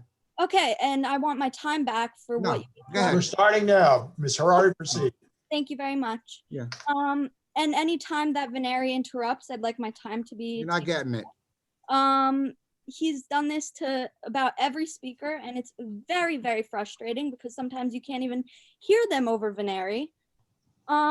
He said, roll your eyes, please roll your eyes. We'd love to get this all on film. Oh, you're just giving us so much to write about. You're from Fairlawn. Okay, so does that matter? I want to know if any Hudson County residents go to Bergen County for all the meetings and like abuse us. Am I abusing you, sir? Mr. Chair, the speaker has 5 minutes if we can proceed, Mr. Chair.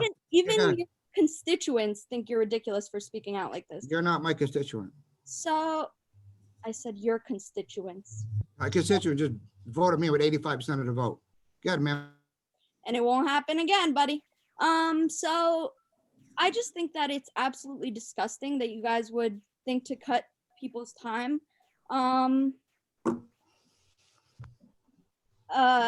It's just absurd to me.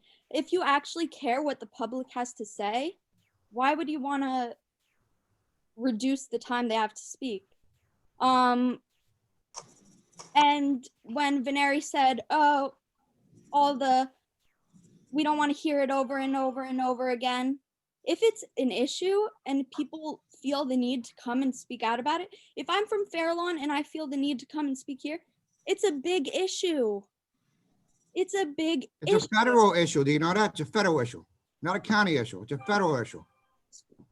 The reason I'm here. So I don't get why you're so shocked when you see people from Fairlawn, Union County. Go address your federal legislators about an ICE situation you have. Am I speaking about ICE, sir? Go ahead. I'm not. You just assumed something. Okay. You just assumed that I'm from ICE. And is it bad if I'm with the ICE protest? No, not at all. Chairman, this is not on the agenda item. I know that, but I want to know. Well, Ms. Harari, on the agenda, Chairman, please. Let's stick to the agenda item, sir. So I'd just like to say that if you actually care, you would be listening to these people. And you've heard over and over again that people don't want their time cut. So if you actually care about what the public feels, you wouldn't do that. You're having this thing to listen to the people then and to listen to what they want. And clearly they don't want their time cut. So if you guys choose to go through with this and cut people's time, you're doing exactly what you're saying you're not doing. You're not listening to the people. I think that it's my right to be here speaking, to express everything that I have. And it's just sickening that you would think to cut that off. I wanted to add that when you say you want people to That's not on the agenda. pre-address their issues. That's yes, not on the agenda. This is about the time limit. Not on the agenda. Go ahead. Does anyone else think it's not on the agenda or only Vainieri? And I want those few seconds he just spoke back. Everybody knows it's not on the agenda. I'd like to hear them say that. We don't really care. Go ahead. Anything else? they're not speaking because they don't think it. Mr. Florio, how many times did we tell people tonight? Chairman, bylaws is not on the agenda. Chairman, the speaker, how much time left, Al, please? And I want my time paused. Speaker has a minute and 5 seconds. Mr. Ari, you ask the commissioners a question and invite response and then request your time to be returned to you. So why don't you just speak until your time is terminated, and if anyone has a response to you, they can do so without interfering with your time. Okay. So is there a response? No. Okay, I take back my time. Next speaker is Mary Beth Botts.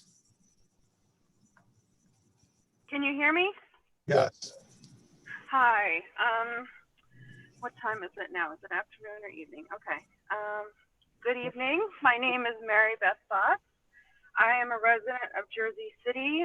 Miss Uriah Aponte-Lipsky is my commissioner here on the board. And I'm here to speak on the agenda item regarding limiting public comment.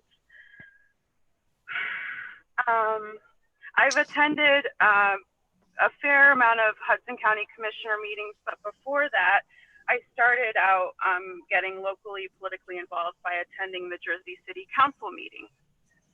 And, you know, I'm sure you're aware that many times this past summer, they went very late into the night because they don't limit public comment. They also don't request that people submit the theme or the subject matter of their comment ahead of time. I absolutely understand the Board of Commissioners wanting to somehow put guidelines and restrictions around how much public comment there could be. I'm sure you wouldn't want the whole state of New Jersey showing up and commenting for 3 days long, right? That's unlikely to happen. I'd like to know how late your meetings have ever gone. And it seems like you've already found ways to limit public comment by leaving us without a quorum. So I do think that there are already means within your own ways of operating and your bylaws to limit public comment. I think the idea of limiting it to 2 hours is very restrictive. You know, cutting it to 3 minutes per person and asking that they call ahead or email ahead of time to say that they want to comment is fine. It seems to me really you're opening yourself up for scrutiny if you're asking people to give the subject matter. It just seems like you would be able to really discriminate against topics that you don't care to hear about or people that you don't care to hear from. And I think that that's really problematic. So if you are going to request that people email ahead of time, I do think it's very important that you not ask for that subject matter. Regarding the 2 hour limit, I think you really should strike that from the ordinance. You're elected officials. You signed up for this. You signed up to hear from the public on matters that they deem important. And there are so many issues that people deem important that they might need to comment on publicly, on the public record. And I think that's an important topic made by a previous caller, that this is on the public record. We have reached out to people via email and gotten no response. We have reached out to people by phone, not gotten a response. We have heard from certain commissioners that they don't listen to us.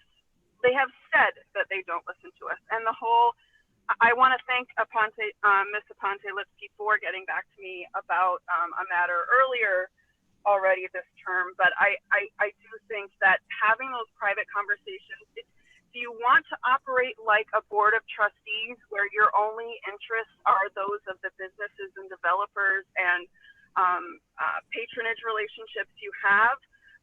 Or do you actually want to serve the public? Because it's coming out like you just want to serve the people who make you money, who make connections for you if you go about limiting this public comment.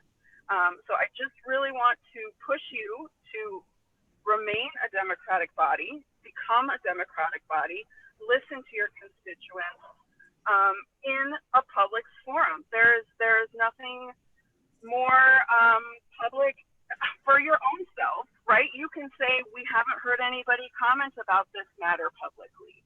Or if in support of something that you want to do, you can say, we have all these hours of public comment that people have made. So it's not only for us, it's also for you. And if you really want to do your job well, you need to listen to the people who live here and the people who are impacted by the policies that you're enacting, right? So if they're from New York and they're incarcerated in our facilities, if they're business people who live in other places and have businesses here or work here, what you do impacts people all over the region.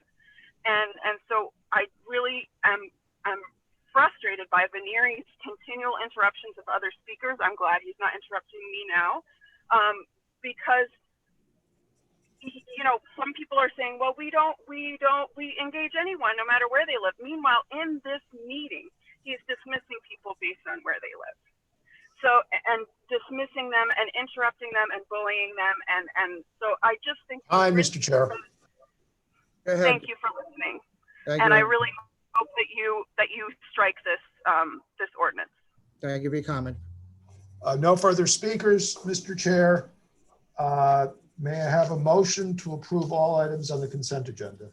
Motion. Second.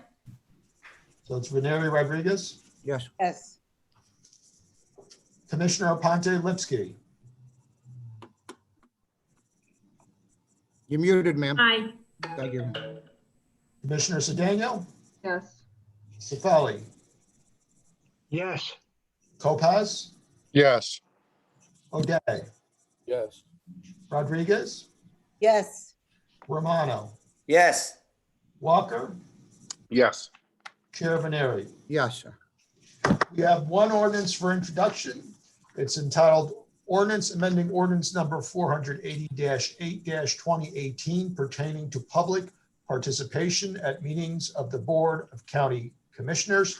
Board Counsel addressed the additional revision that was made and distributed to the commissioners. On introduction, Commissioner Aponte Lipsky. Or let me, Board Counsel, do we need a formal amendment since it was sponsored at the caucus meeting without that additional change? I think that would be advisable, Mr. Clerk. I'll sponsor the amendment. Second. Second by Commissioner Cefali. So 2 roll calls, Mr. Chair, 1 on the amendment and then on the ordinance. Okay, that's right. Go ahead. On the amendment, Commissioner Aponte Lipsky, Aye. Cedeno, Yes. Sefeli.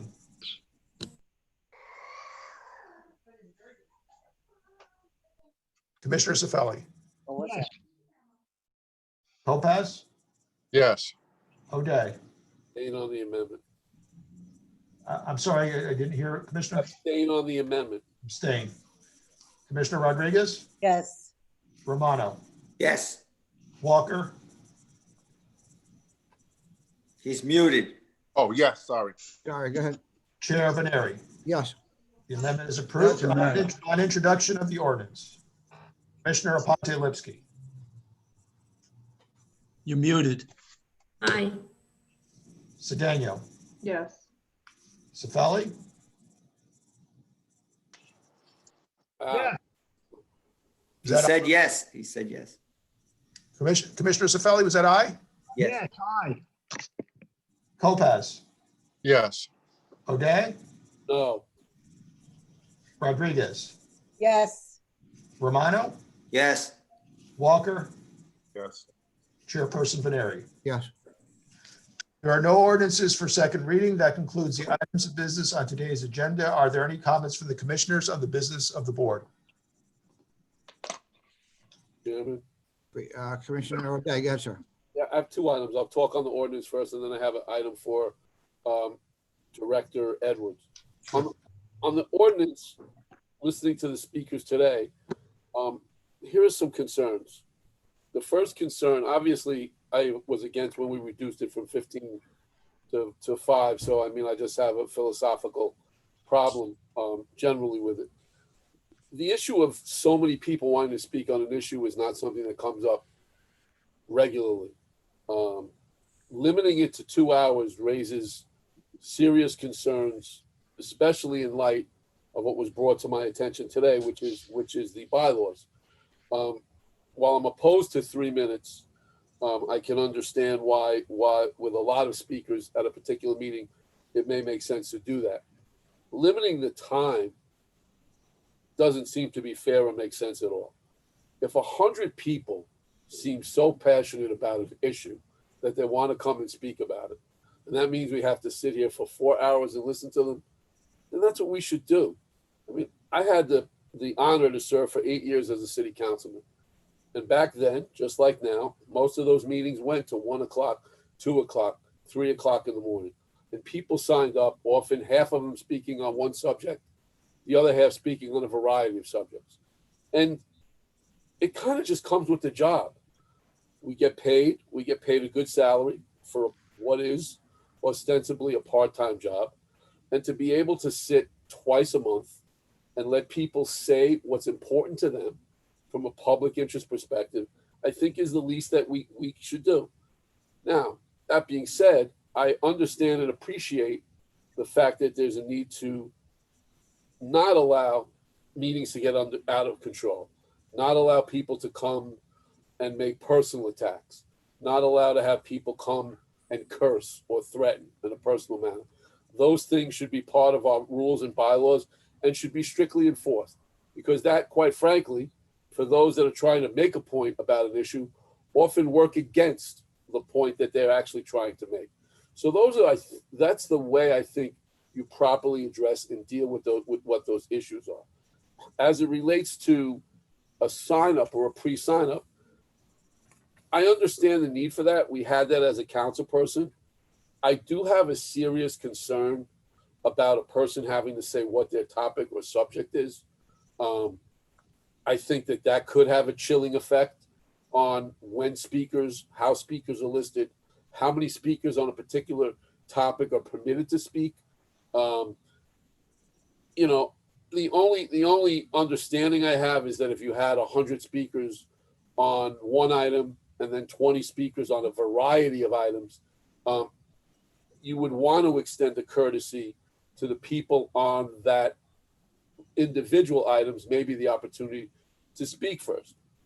But once you limit the amount of time, that doesn't seem fair anymore, because that's going to have a chilling effect on the other speakers. So again, I've been opposed to reducing the time in the past. Freeholder Felly's not wrong. It's not that you can't do this. The question is whether we should do this.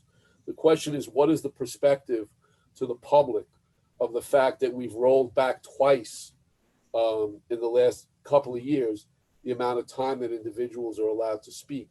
And now that we're seeking to roll back how long that period may be at any individual meeting, depending on what the subject and the topic is. And I understand that right now that subject is ICE. But I remember as a councilman once sitting at 3 o'clock in the morning when the issue was the potential layoff of police officers. There was no item on that agenda to lay those officers off. In fact, that's an executive, not a legislative action. Yet at that meeting, 50, 60 individuals, officers, spouses, came up and each spoke about the individual effect of what being laid off would have to their life, what would have to their family's life, what would have to their children's lives. And I thought that each and every one of those stories had a significant impact on how members of that city council at that time thought. It put a face to an issue, and they shouldn't cut them off at 10 or 20. And the city council of Jersey City has functioned for a long, long time with sitting there till late at night, and it's been okay. So I would really urge my colleagues to not support this ordinance in the form that it is now. If you want to limit it to 3 minutes, I'm against it, but I understand if based on so many speakers that, that needs to be done, so be it. But limiting the total amount of time, I think, is going to have a chilling effect on free speech that we as a board for many, many years have always prided ourselves on allowing. And on the bylaws, I'm really looking forward to reading them because I'm sure I'm going to find some very interesting things in them, but I'll defer any comment on that till I've had a chance. As it relates to Director Edwards, a serious concern was raised to me, and I also alerted Freeholder Walker because it impacted, in one instance, someone from his district. And it bothered me because I don't think the board was aware of it, that at the correctional facility, a policy has been in place, which has since been addressed, which required individuals who needed to go to the medical unit to have and make a $5 copay. And in a particular instance that was brought to my attention, an individual had hesitated to go to the medical unit because of the $5. Now, Director Edwards had thought that due to the pandemic, that had been suspended. I know that it has since been corrected and is no longer in place. But just for the record, I have a concern with the policy, pandemic or not. I don't know why we want to have a chilling effect on an individual going to a medical unit. I know that they say, well, there's people that want to go every day.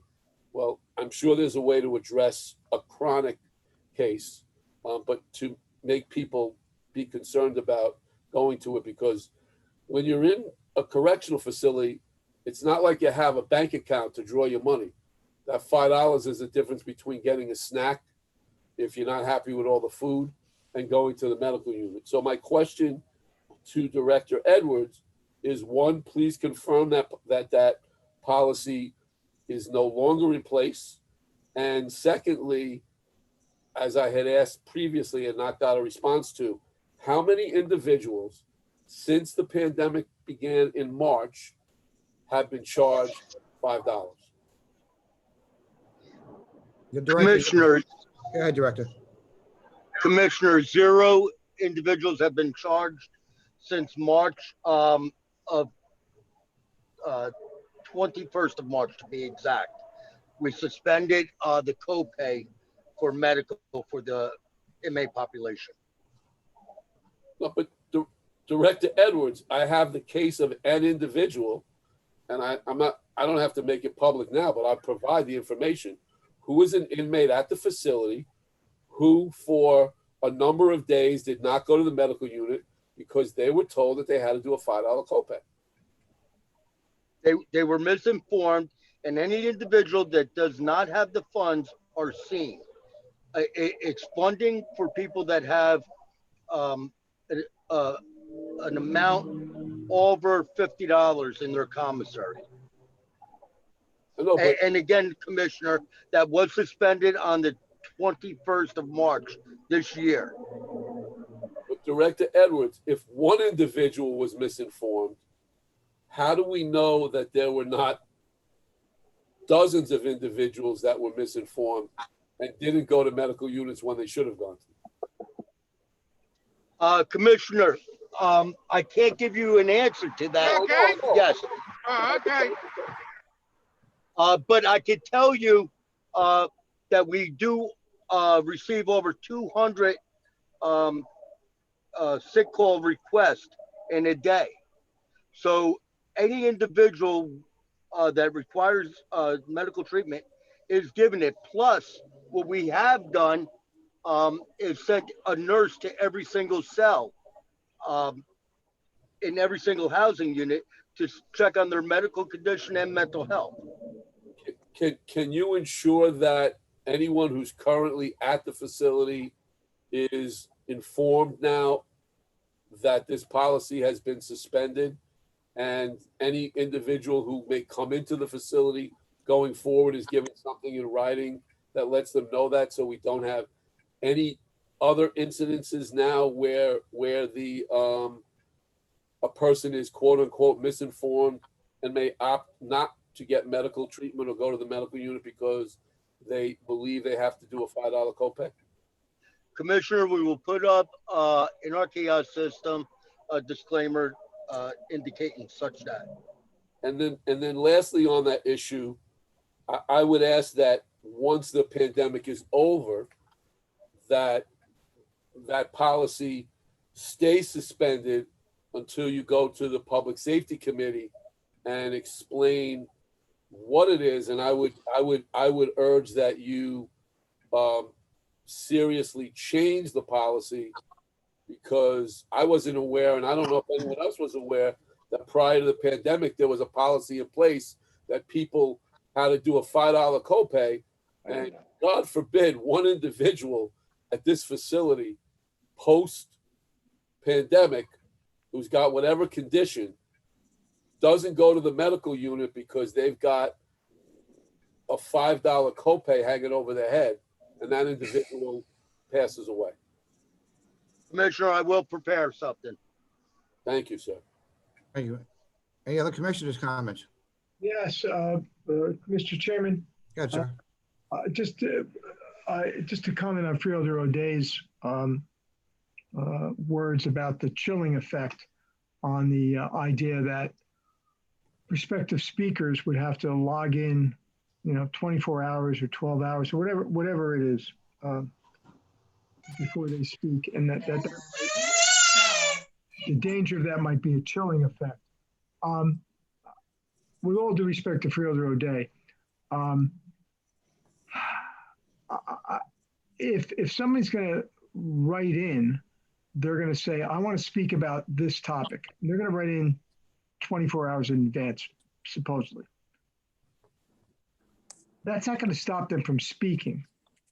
If there weren't that restriction, if they could just queue up on the day of the hearing and speak, they were going to speak anyway. So that's not going to chill them. It's not going to stop them from speaking. I don't quite understand why the requirement to queue up a day before to talk about, to tell us what you want to talk about is going to have a chilling effect. Now, Al, I didn't say that. Al, I didn't say that, and I don't think it does. Billy, let me finish. No, but you miss. Let him finish, Bill. One second. You have time to go. Go ahead, Commissioner Sapelli. So I hear from people all the time.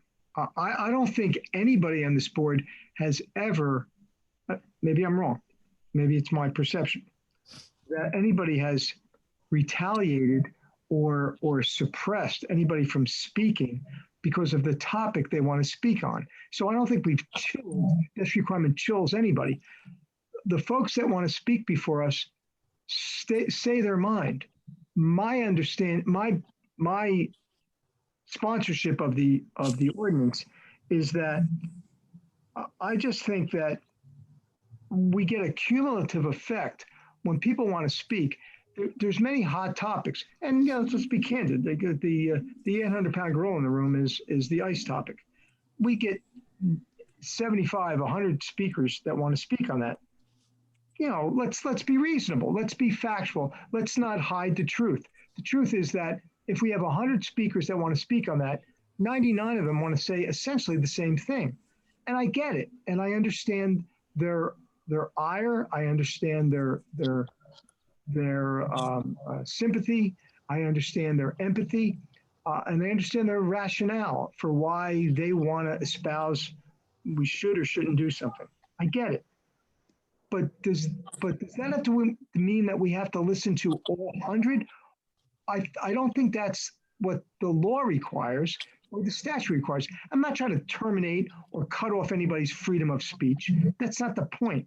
The point is we're a public body, and when somebody says it's not your meeting and you can't control it, I differ. It is our meeting, and we can control it, and we can control it within the context and the parameters of the law, and that's why we have attorneys.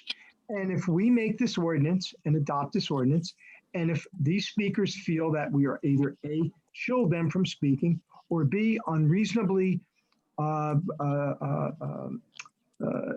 stop their freedom of speech, then that's fine. They have a process and they can sue us for it. I personally wouldn't want to be the lawyer to take that case, but that's up to them. But I just, the chilling effect argument to me, I don't get it. They can speak, they've spoken ad infinitum so far, they'll speak again. I don't think this stops anybody from stepping up and asserting their rights. And that's what I think chilling effect is all about. So that's my problem with your comments about the chilling effect. So go ahead. So, Mr. Chairman, just to understand, I don't object to there being a sign-up period. And I understand in Jersey City you could do it up to the time of the meeting. I think it would be reasonable for it to be up to 4 o'clock the day before the meeting. I don't understand why you have to say what the topic is. In all the years I was a councilman, we never had to say what the topic was. I think that just letting individuals sign up with their name and if they have to list the town, fine. Whether they live in Hudson County or not is not going to be the determining factor for whether or not they can speak. I think that makes sense to do. I had heard Freeholder Walker the other day, and I think that's more than reasonable that right now, when you don't have any process for that in the midst of a meeting, especially that we're in the world of virtual meetings, you can reach out to 20 other people and say, hey, I know this meeting started 3 hours ago, but log in and just keep talking about a subject, even though those people may never have had that intent to do that before. Now, when we get out of the world of virtual meetings, obviously things like that will not be able to happen again. So I don't have a problem in signing up beforehand. I think 4 o'clock the day before is reasonable, and even though everyone may not like that. And again, the thing I disagree with you, Alice, and I don't disagree with you that you can't do this. But from my perspective and my career as an elected official, I just feel an obligation that if there are 100 people that feel that strongly every 2 weeks to want to talk about a particular subject, as long as they're not cursing at people, as long as they're not making personal attacks on individuals, as long as they feel it's that critical to over and over again remind us how important this is to them, that we should sit and listen to them. So I'm not saying you can't do it. What I said is we shouldn't do it. Commissioner Day, I kind of agree with you, but when you're talking about a subject that's been 2 months old, it gets a little repetitious. Anybody else? Freeholders and Friendly and O'Day, do you want to talk privately, like tonight on the phone or something? I'll talk to you tomorrow. We'll talk. May I give a The comment? lady's going to break up the boys. Go ahead, ma'am. Okay, now, looking at the scenario this afternoon, the people that we listened to, there was only one item of the agenda being expressed about. One item, and everybody spoke about the same thing. Their objection to the timing that someone can have to speak. Now, if, I don't know how many speakers we had some of them, but what if 100 people wanted to talk about the same item? We would be here all night talking about the same item. And it's not that it's less important if 1,000 speak or 100 speak. It's just, we get it. We understand that people are upset because they don't understand the proceedings, they don't understand what happens, and they think that being dismissed. No, you're not being dismissed. It's just that we already heard it. And nobody else brought any points up. Just the same topic of the ordinance. And if that happens in the public portion about anything like we've seen in the past, we could be here until the morning listening to the same thing, and it gets repetitious, like some of us have said before. So it's not minimizing the importance, it's just that we've heard it. I mean, we know it. It's not being ignored, but it has to be decided in a form that many of us, many of you will not like it. And that's just how it is. Thank you. Thank you, Commissioner. The chair. Commissioner Walker, go ahead, sir. Yes. Just just to piggyback on my colleague, Commissioner O'Day, he did reach out to me, and when you reached out to me, Bill, I did my own little research myself, and quite a few people told me about this copay, and it's a little alarming. To my understanding, I thought we was covering the medical through the county budget. But I'm just curious to know, like, what this $5, what it represents, where does it go? Why are we charging them $5? I mean, say if an individual get caught, in the streets doing something, most of the time, they're doing it for economic reasons, and they probably don't even have any money. So I just think, in this country, healthcare systems, it should be free to me. Obviously, that's a big fight, but that's another demonstration on like how the systems of healthcare is not fair to the poor. So I don't think we should be ever charging $5 for anything, and particularly because we have the revenue to cover the inmates that's in there. So I think that policy should be done with completely.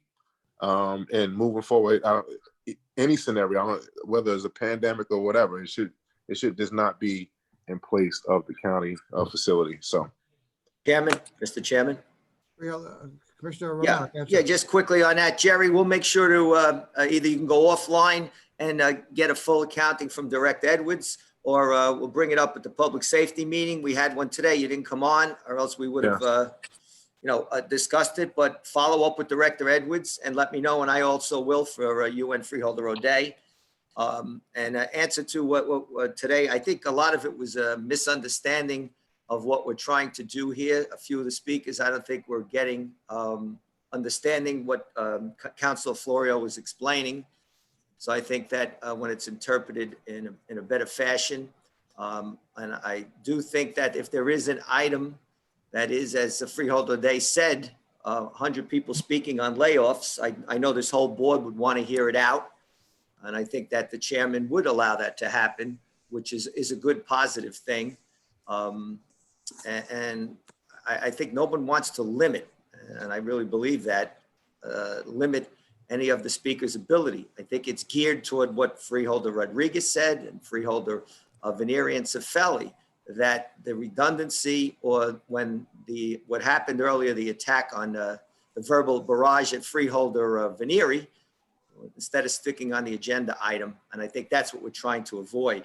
And finally, again, I don't know if I was cut off in that before when I muted myself, but again, with regards to the police academy, just want to thank Director D'Alessandro and her staff for getting this deadline done where we can get this facility going. So thank you. Thank you. Any other commissioners? Seeing none, Mr. Clerk? Any comments from the Deputy Chief of Staff to the County Executive? No, sir. Just thank you for all those that have participated tonight. Thank you. Thank you, Mr. McCarthy. This is a time for anyone present to address the board on any matter of public interest. Please remember to limit your comments to 5 minutes. Please raise your hand.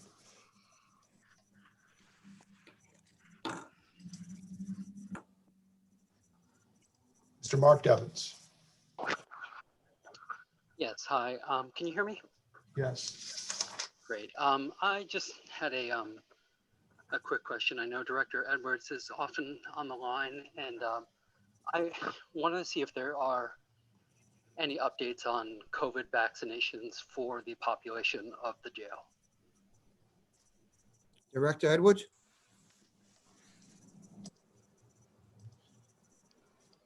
I know. Go ahead, Director. I'm trying to find it. Got it.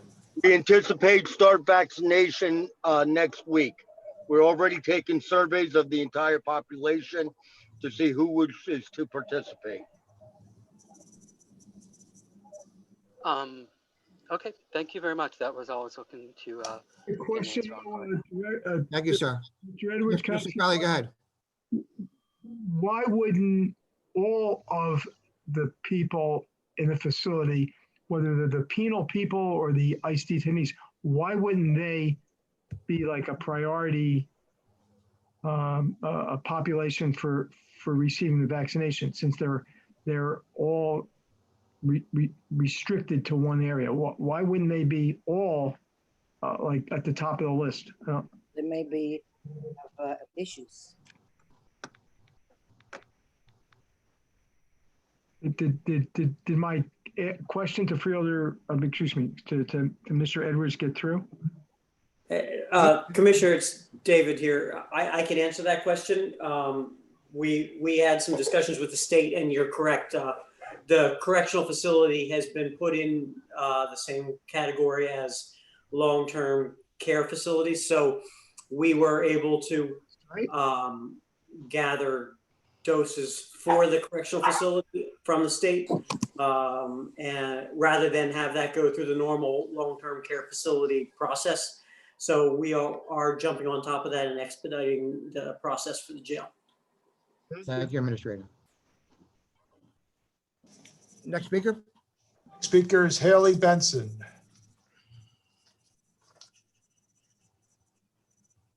Hello, can you hear me? Yes. Great.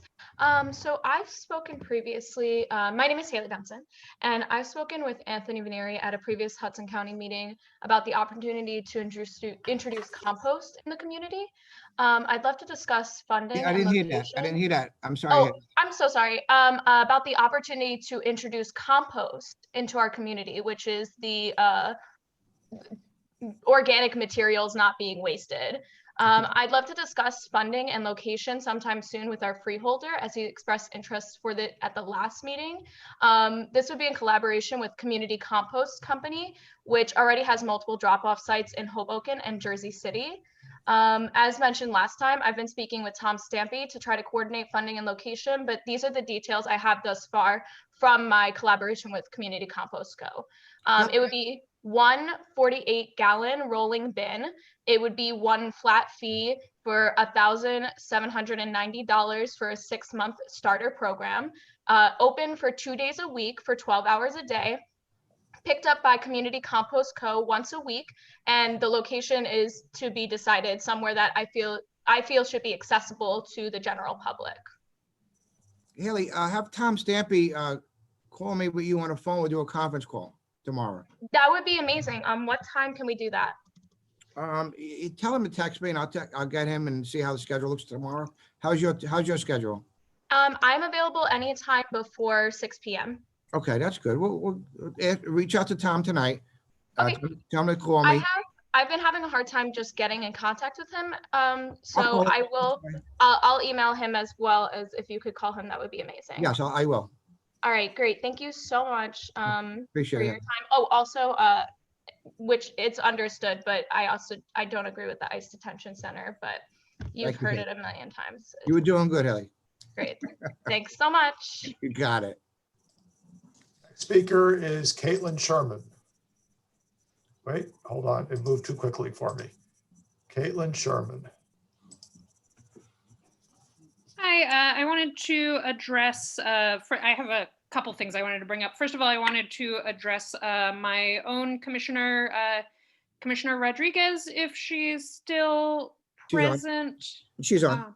Okay, yeah, I just wanted to express that I'm really alarmed that apparently you also want to limit now comments on agenda items as well as the general public comment. You just said that you thought that the comments that we just had on this one ordinance were too repetitious for you. First of all, that was the only ordinance on the agenda, so that was really the only thing that we had available to talk about.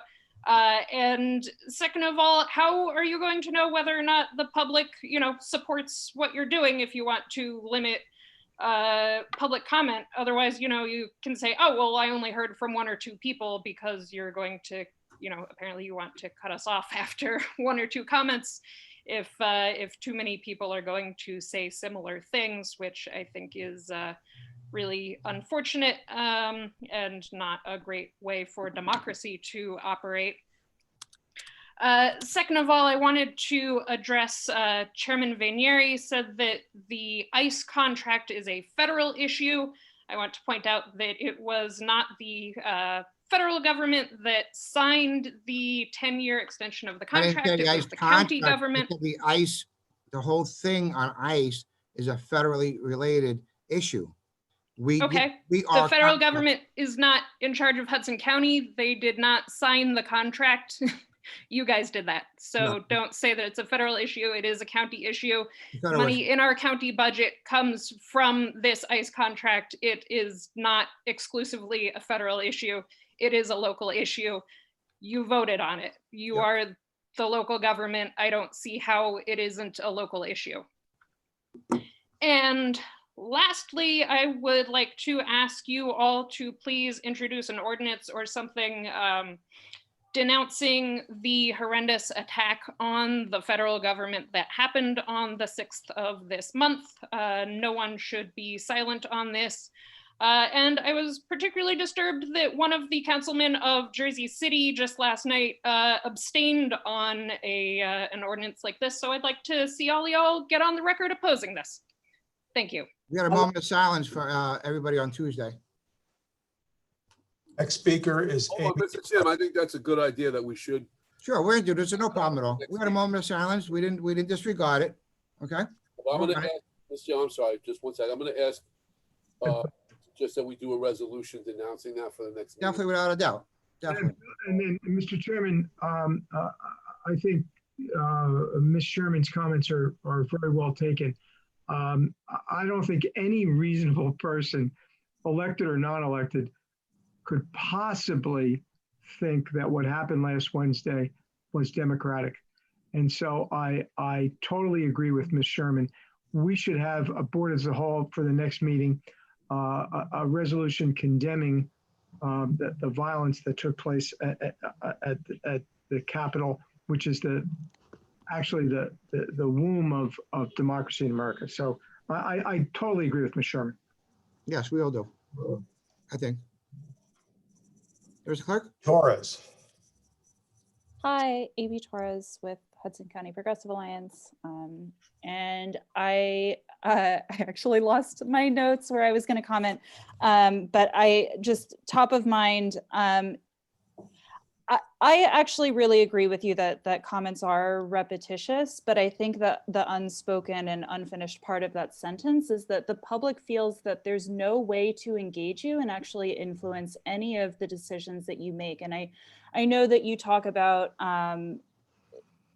your voting percentages and how much of the percentage of the population turns out to vote for you or doesn't vote for you. But when we talk about things like again, with the ICE contract, there were hours and hours of testimony, and yet some of you still misrepresent what actually happened in that contract. And I think Ms. Sherman's statement that she just made is really indicative of that. It doesn't matter how long people speak, you're still going to misrepresent the ways that you do or don't vote for various items that the public is unanimously opposed to. And this repetitious behavior, there's no way for the public to meaningfully engage with you. I hear you when you say, hey, let's meet for coffee, or yes, my office will reach out to you, but that only comes after such a long and arduous fight. For a very long time, some of you didn't have your email addresses published, and I'm glad that you do now, but even with them up and available, sometimes we'll send you stuff and you never get back to us. And I know you say you're conducting independent research, that you're, talking with each other. Why is that not part of the public decision-making process? I hear you, Commissioner Cifelli, that these are, quote unquote, your meetings. I agree that you are presiding over the meetings, but you are paid by us. Whether or not we vote for you, you are living off of our taxpayer dollars. You are making decisions with our taxpayer dollars. These decisions should be our decisions, whether or not we voted for you, whether or not someone has voted at all. So look, no one wants to stay on these meetings until 1 a.m., 2 a.m., 3 a.m., but what other courses of action are there for us? When you don't answer phone calls, there are no direct extensions to your offices. It should be easier than ever right now to engage you in a remote environment. And yet the one final avenue that we have, there's limits on time, which, limits on an individual's time, whatever. I still think it's a problem. I think the larger global cap on speaking time is what people are really taking issue with. And yet still, despite all of this time speaking on the agenda item, I feel like the public is not heard or at least still does not have a firm and confident enough understanding in your decision to do this, especially because it sits in an ecosystem of other behaviors that you've done to limit public participation or be derisive of our participation when we do show up. So I don't have any questions. I just think, I don't know what else you want from your constituents aside from us to just shut up and leave you alone. And if that's the case, I don't understand why you continue to run for office unless there's some other motivator outside of our opinions that puts you there. There must be something else influencing you, something else adding to your prestige, lining your pockets that we will never have access to. And this pattern of behavior just makes that more and more clear. Mr. Chairman, Hold on, wait. Ms. Torres, are you finished? Ms. Torres finished her comments finished? Ms. Torres, are you finished? Yes, I'm finished. Okay. Thank you very much. This is Al Cifelli. If I may speak, Mr. Chairman. Go ahead. Ms. Torres, aside from your comments about maybe my inappropriate reasons for holding public office, I'm not going to address those. But I do want to let you know that I have in the past spoken with people who have engaged me, and I'm going to be specific to the ICE contract. I've spoken to them candidly, and some of them have been the attorneys for the ICE detainees. Some have been non-attorneys, advocates, official or non-official advocates, espousing your cause. So I kind of take offense when you dismiss me as somebody that's just here for a job and a paycheck. I get it. I get your derisiveness. I get it, but I'm offended by it. You're gonna dismiss my offense, so I get it. But I remember 2 years ago when we had attorneys for ICE detainees come before us and tell us on the record that they did not want us to terminate this contract. So when I'll just refer you back to my comments when I voted on the contract back in November, and that's fine. But I'm kind of offended by your personal assault on me, but that's okay. You're right. When I stood for election and was elected, and I took this position, you're right. I have to listen to those comments, and I'm listening to them. But that doesn't mean I have to lay silent and not defend myself. Thanks. Thank you, sir. Appreciate it. Next speaker is Danielle Harari. Hello, it's me again, Danielle from Farallon, the one you don't want here. So my first thing is, this isn't a federal issue. And yeah, I'm gonna bring up what someone else already brought up because this is important and I don't think that you guys really heard it enough. You guys are the ones that voted for this. You guys signed this contract. So you are gonna be the ones that are held responsible for it.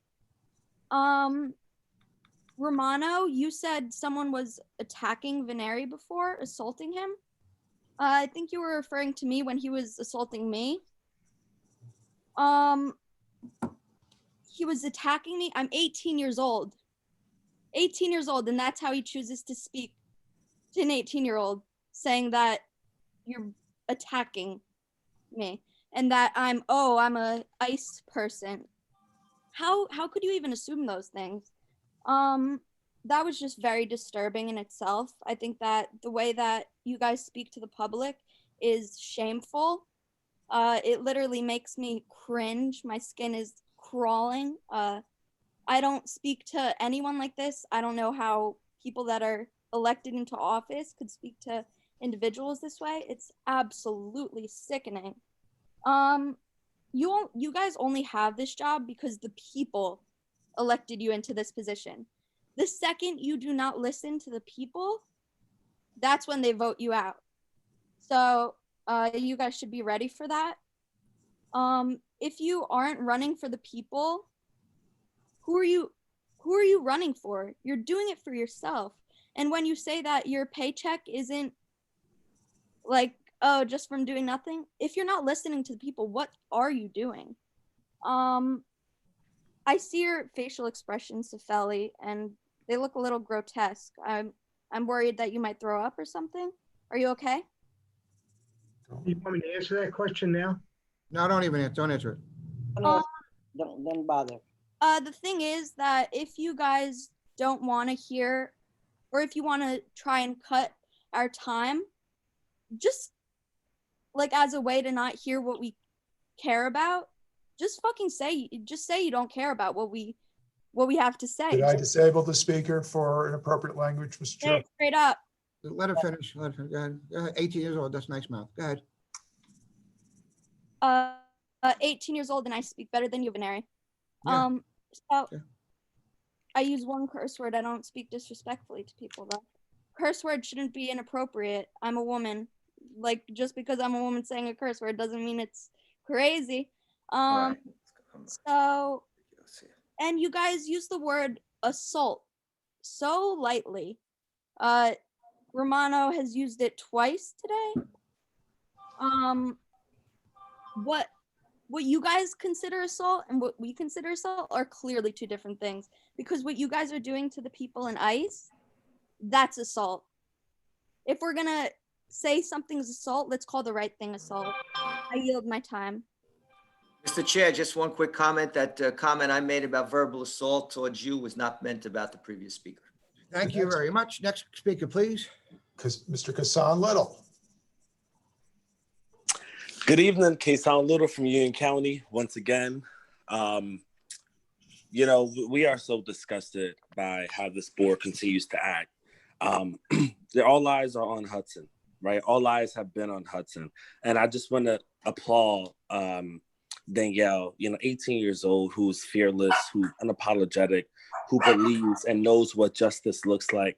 And that's what we hope more of people in our age group, right? Is to be fearless, to say to power's face that something is wrong, and don't be afraid to actually speak our truth.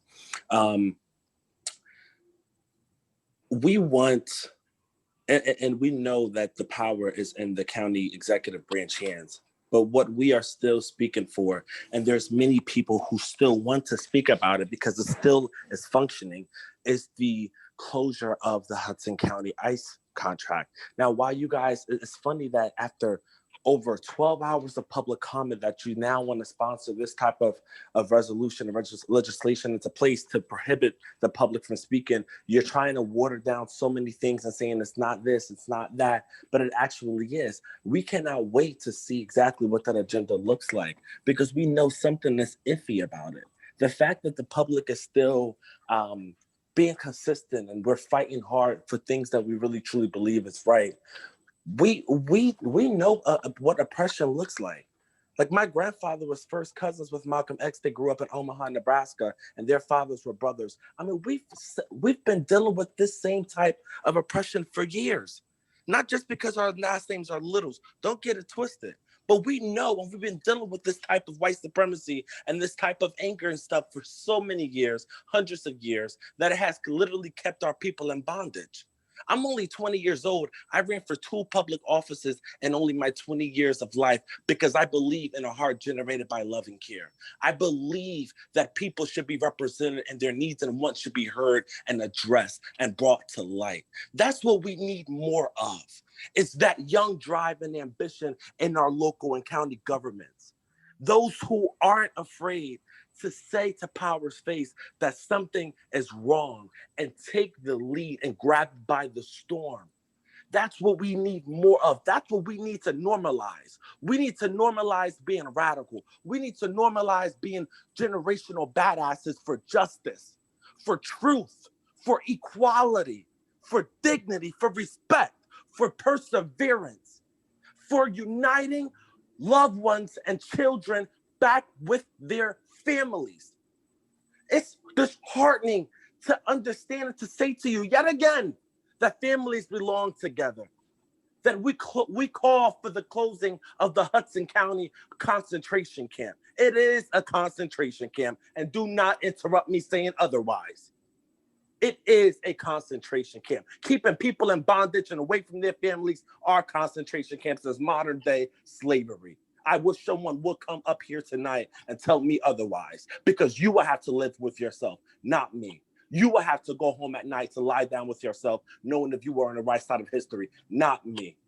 We condemn all of these continued acts. We call for the county executive to not only once again get his act together, but to cut the ICE contract. And we call for the Hudson County freeholders, now commissioner, I'm sorry, to urge him to do the right thing and be on the right side of history. I give my time back. Families belong together. Close the camps. Next speaker is Mr. Whitney Strube. Hi, Commissioners. Whitney Strube here from North Jersey DSA, the Democratic Socialists of America. I'm certainly with basically everybody else who's already spoken in objecting to your anti-democratic limiting of public comment, which we all recognize for exactly what it is. And again, I'd like to protest your ICE contract. And I'd like to emphasize a few quotes from members of the hunger strike that had been going on in the past few weeks. I know that officially Hudson County denies that a hunger strike happened. That is not accurate. We in the Abolish ICE Coalition worked directly with those inside who were on hunger strike.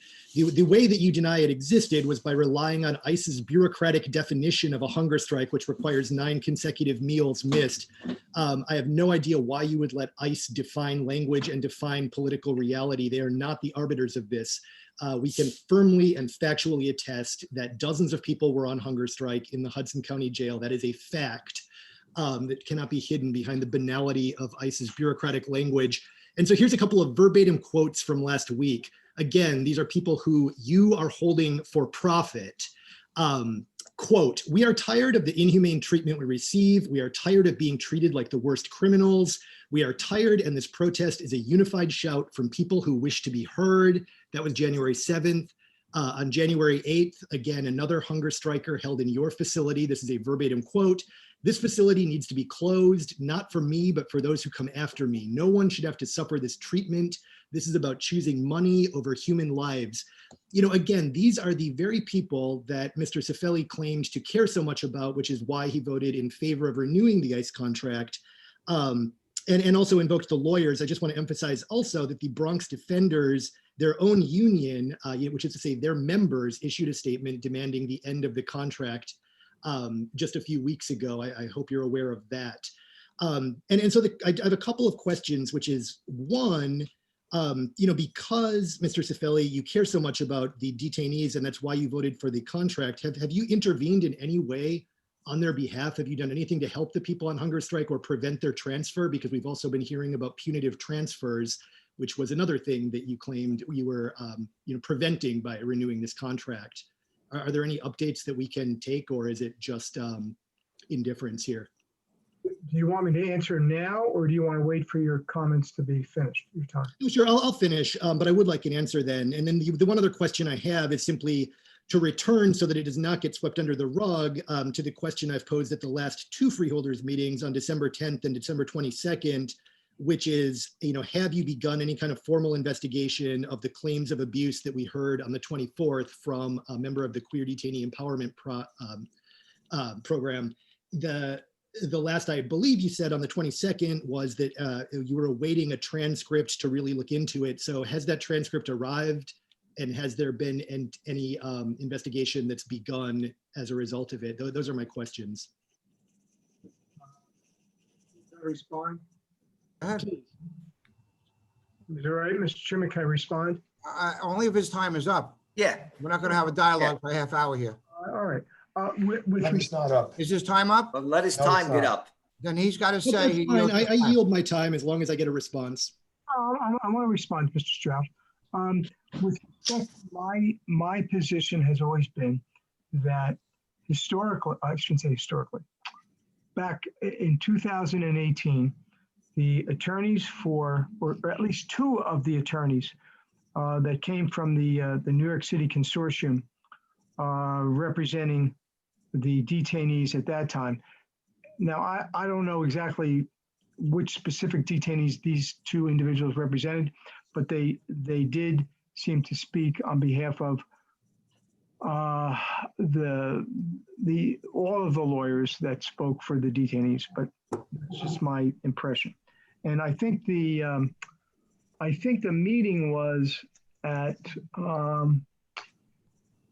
October the 11th of 2018. And there were two attorneys that said adamantly, and I have the transcripts and I'll be happy to share them with you, Mr. Straub. These two attorneys were adamant that they did not want the county to terminate the contract with ICE because they felt that it would be detrimental to the individual rights of their clients with respect to their representation as an attorney and a client, and with respect to the ability of their clients to be close to their families.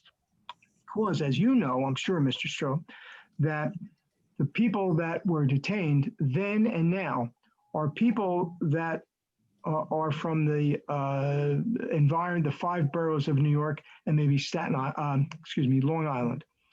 So with that said, my impression has always been that I wanted to, and I know you're somewhat sarcastic in your, or incredulous that I would believe that my interest lies with the best interests of the detainees. And that's okay. You can differ with that, and that's fine. But I did recall or did get maybe a month ago a statement from the consortium of attorneys saying that their union, not these specific attorneys, but the union or the umbrella organization of those of the law firms that represented the detainees were at one point in time, and I think this point in time was probably at late November, that the press release I got, or the position paper I got from them, was that those attorneys took a neutral position. They walked it back from 2018, and now they were neutral as to whether the county should continue the contract. Then subsequently, they sent a paper indicating that they were opposed to us renewing the contract. However, I had engaged, and if you ask me, you're asking me what I have done. So I'm going to tell you, I have engaged one of those attorneys, and I've had a dialogue with that attorney, several conversations and emails with that attorney. And my question was, I got your emails, I got your position papers where you say that the organization of the attorneys were coming out either A, before they flip-flop, not you, but before they flip-flopped and said, oh, well, we were in favor of you continuing the contract. Now we're neutral, and then subsequently we're against it. So before they vacillated on all that, I engaged with one of the attorneys. And so I'm not really sure why they've done that, but my question specifically to the attorney was, well, the statements that you put out, are those statements that have been endorsed by your individual clients? In other words, have the detainees who you represent as an attorney and client, have they come out and said, yeah, we're totally in agreement with your agenda and your position that the county should terminate the contract? You've discussed that with us as your individual clients, and you've said that. I haven't gotten that specific response yet. I want to hear from the individual attorneys that their clients have now told them that the individual clients are in agreement that they don't want us to renew the contract. And that will, and as I told this attorney, that may have an impact on my position going forward. And then I went there with Freeholder Romano, Freeholder Vainieri, and I say freeholders because when we went there, we were all freeholders, and Freeholder O'Day back in November, just before the vote. And we were there on a Friday morning. And my recollection is when I spoke to a random group of the detainees. They did not want to risk the contract being terminated because they were afraid that ICE would pick them up and take them to God knows where. So that was the basis of my vote. If I'm wrong, if the attorneys come back and tell me that their individual clients as attorneys can tell me that their clients have now told them, no, we want you to prosecute the idea that we don't want the contract to be renewed, I would rethink my position. But until then, Mr. Straub, I'm not changing my position. So if you ask me what I've done, that's what I've done. I'm sorry if that's not enough for you, but that's what I've done. But they're still being transferred. Speaker, next speaker, next speaker. Al, go offline with him, offline. Next Can I speaker. say something? Mr. Straub, they're being transferred? No. Is that what you said, Mr. Straub? Al, go offline with him. Yeah, that's what I said. We are Yeah, being well, told he's had his time, Anthony. Wait a second. But, Anthony, please, let me finish with Mr. Straub. I want a dialogue. I've never hidden from a dialogue. Are you telling me that ICE is transferring the detainees to other places? That's the information that we had received. Any wrong information. I think this is over. Mr. Felly, this is the reason why, this is going for hours, this debate. Okay? Well, also, I had the second question, which wasn't. You're getting wrong information. I had the Disable second the speaker, Mr. Chair. Mr. Chairman, just one comment. Hold on, let him finish one sentence. Go ahead, sir. Oh, I had the second question about ahead. the allegations of abuse that nobody responded to. All right, thank you very much. Commissioner O'Day, go ahead, sir. You can, On the second question raised, I believe that transcript has been received. I'd ask the clerk. Has that transcript now finally been received from that November? Transcript was received and forwarded to the prosecutor's office. Thank you. So that does answer the question. My quick comment is listening to, and I think it's positive to have these, but these back and forth dialogues just reinforce my reason why you can't limit anything to 2 hours, because by the end of the day, you might be down to 15 speakers. Phil, we're talking about a contract that was voted over a month ago. I mean, we're still talking about it. Let's move, All I'm saying is, seriously. and I respect highly Freeholder Cifelli. I respect everybody. We're talking I about know, and I it's done. appreciate this dialogue, but that dialogue It's done. and will limit how many speakers we'll have in a couple hours. But it's finished. It's not on the agenda anymore. Go ahead, Mr. Clerk. Next speaker is Karen Van Oppen. Hi, can you all hear me? Yes. I've been listening to this and I'm sorry. The one reason also that I feel 3 minutes is a little short is because English is not my first language, and to pull something together sometimes takes a little bit. And I've just been listening to everything that's been said, and I've heard Ms. Rodriguez say, "Oh, we've heard it." I don't think that's something that can be taken into account, because there's always somebody bringing up something else. It's not like everybody is saying the same thing. Like, I don't know any of the, well, I got to know some people via Twitter and stuff, but I don't know these other people who call in. It's not like we have some sort of paper in front of us that says what we're going to say. I'm calling in. I'm definitely from Hudson County and from Jersey City.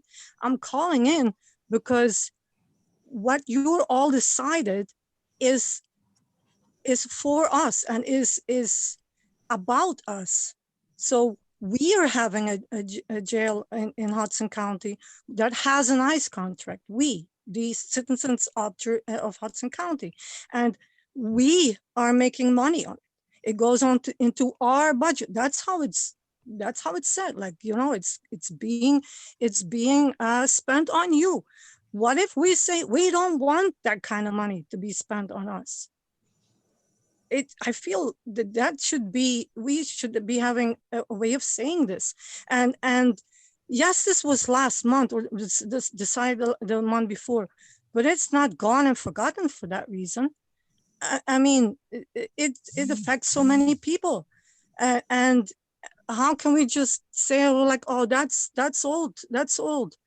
if it's that old, why am I reading today that there was like, you're paying 20K on overtime to have sheriff's offices in front of the executive's house?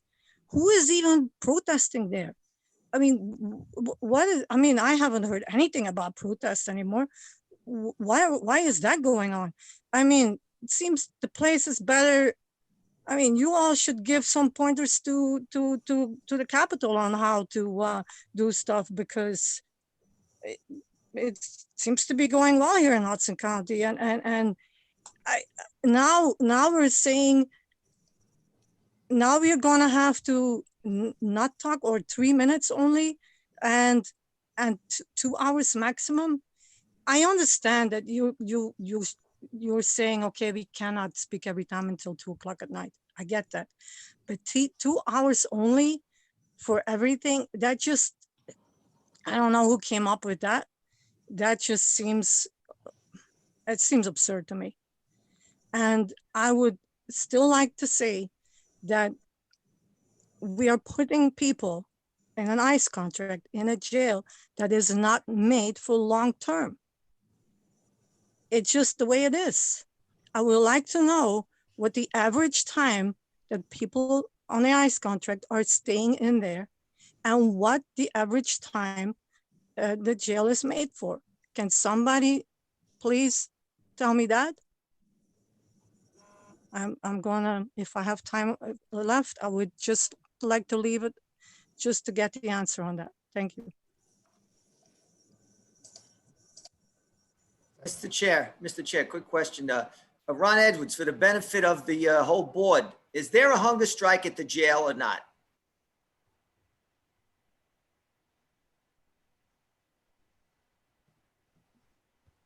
Director Edwards? Well, I don't know if he's on anymore, but during a public safety meeting, he said no. No, that's what I thought. Thank you. And Next just speaker to, is Christopher Barry. you know, just to talk about the county executive, I mean, he got a fake bomb in the mail. He's getting death threats, and the sheriff offers to respond. If it's overtime, it's overtime. This is what happens when, you know, you have people to do this. This is what happens. Go ahead, sir. 5 minutes, Mr. Barry. Is it 5 minutes or is it 3 minutes yet? It's 5. Okay, nice. So if you can't guess, I'm very opposed to you guys limiting the public's time to speak. You guys are very, very difficult to get a hold of. Like that, a lot of the old speakers have said. A lot of you didn't even have your email address listed or phone numbers. You're some of the most difficult public servants to get a hold of. You're also some of the most rude. That's a little bit aside the point, though. And that's just me being mean right now. So let me go to some of my prepared remarks. Much to the dismay of some of the board, I have some prepared remarks. Yet again, the Hudson County Commissioners have made me lose faith in democratic systems.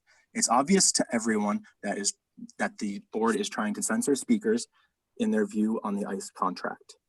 Publicly, the chair of the board has said that it has nothing to do with the ICE contract, but we all know that is a lie.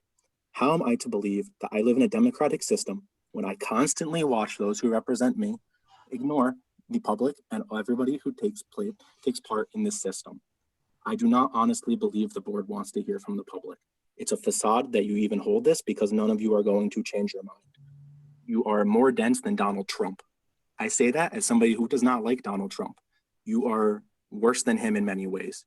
He at least openly says he is a fascist. He did not say it in those words, but I think a lot of us know what he means. You guys all facade and play the part of Democrat and act like Republicans. Why do you think you're doing such a good job if you constantly hear otherwise from the public comments?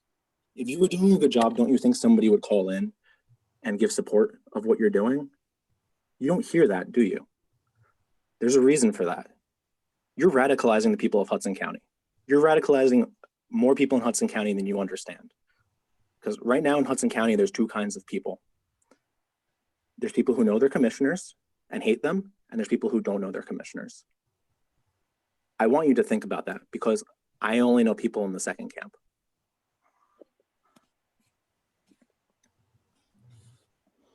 Yield the rest of my time, and I hope that you guys can really reflect on your part in this democracy because right now it's not very democratic. Is the speaker finished? Yes. Next speaker is Stacy Gregg. Wait, hold on. Sometimes jumps on me while I'm trying to adjust. Ms. Gregg. Thank you. Thank you for unmuting me. Thank you for allowing me to speak, even though I'm not from your county. I'd like to mention the 5 staff at Hudson County. That's all we've been doing is having vigils for the 5, that the names that we know of, and then the 1 person that we know.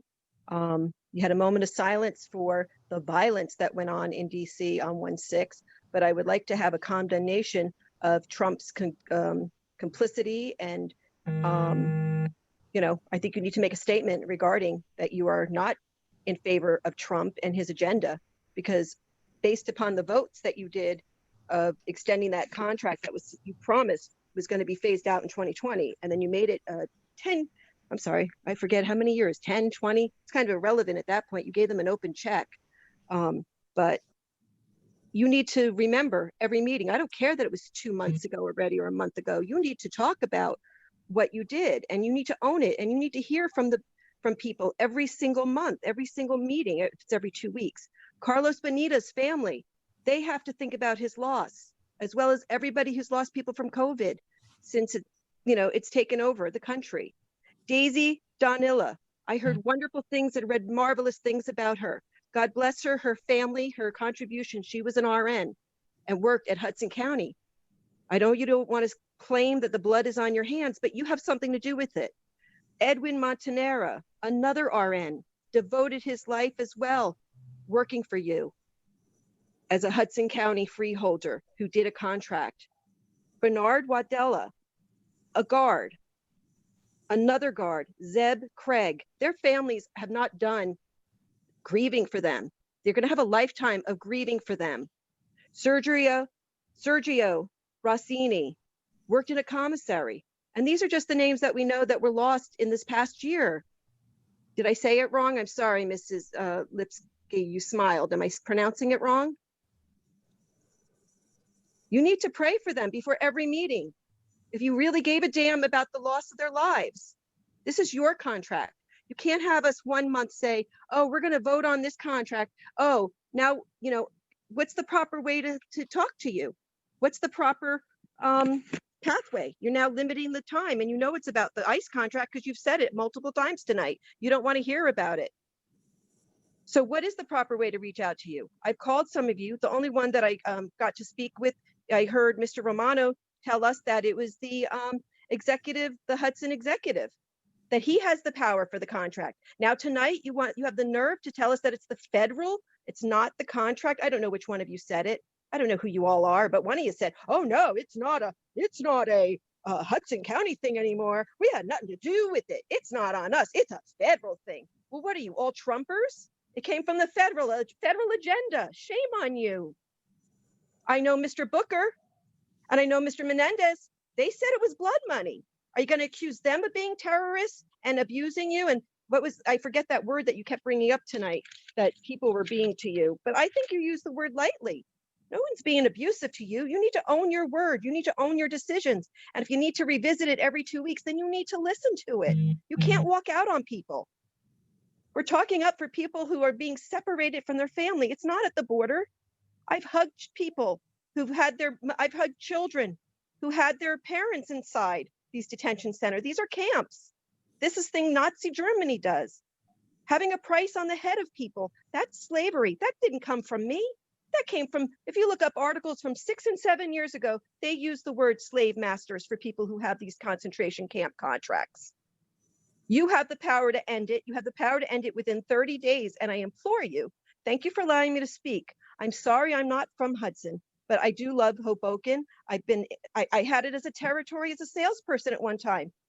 There's nothing wrong with Hudson, but do your jobs. You're getting paid more than any other freeholders in the state of New Jersey, 21 counties, and you have a higher amount of money. My number's from 2019. You just Google you and you come up as 2019 is making $44,000. Please clarify tonight exactly what it is you're making, that you want to lower the amount of time that you're working. Time, Mr. Chair. 2 hours of the public. Thank you for allowing me to speak. Thank you tonight. Have a good night. The next speaker is Mary Beth Botts. Can you hear me?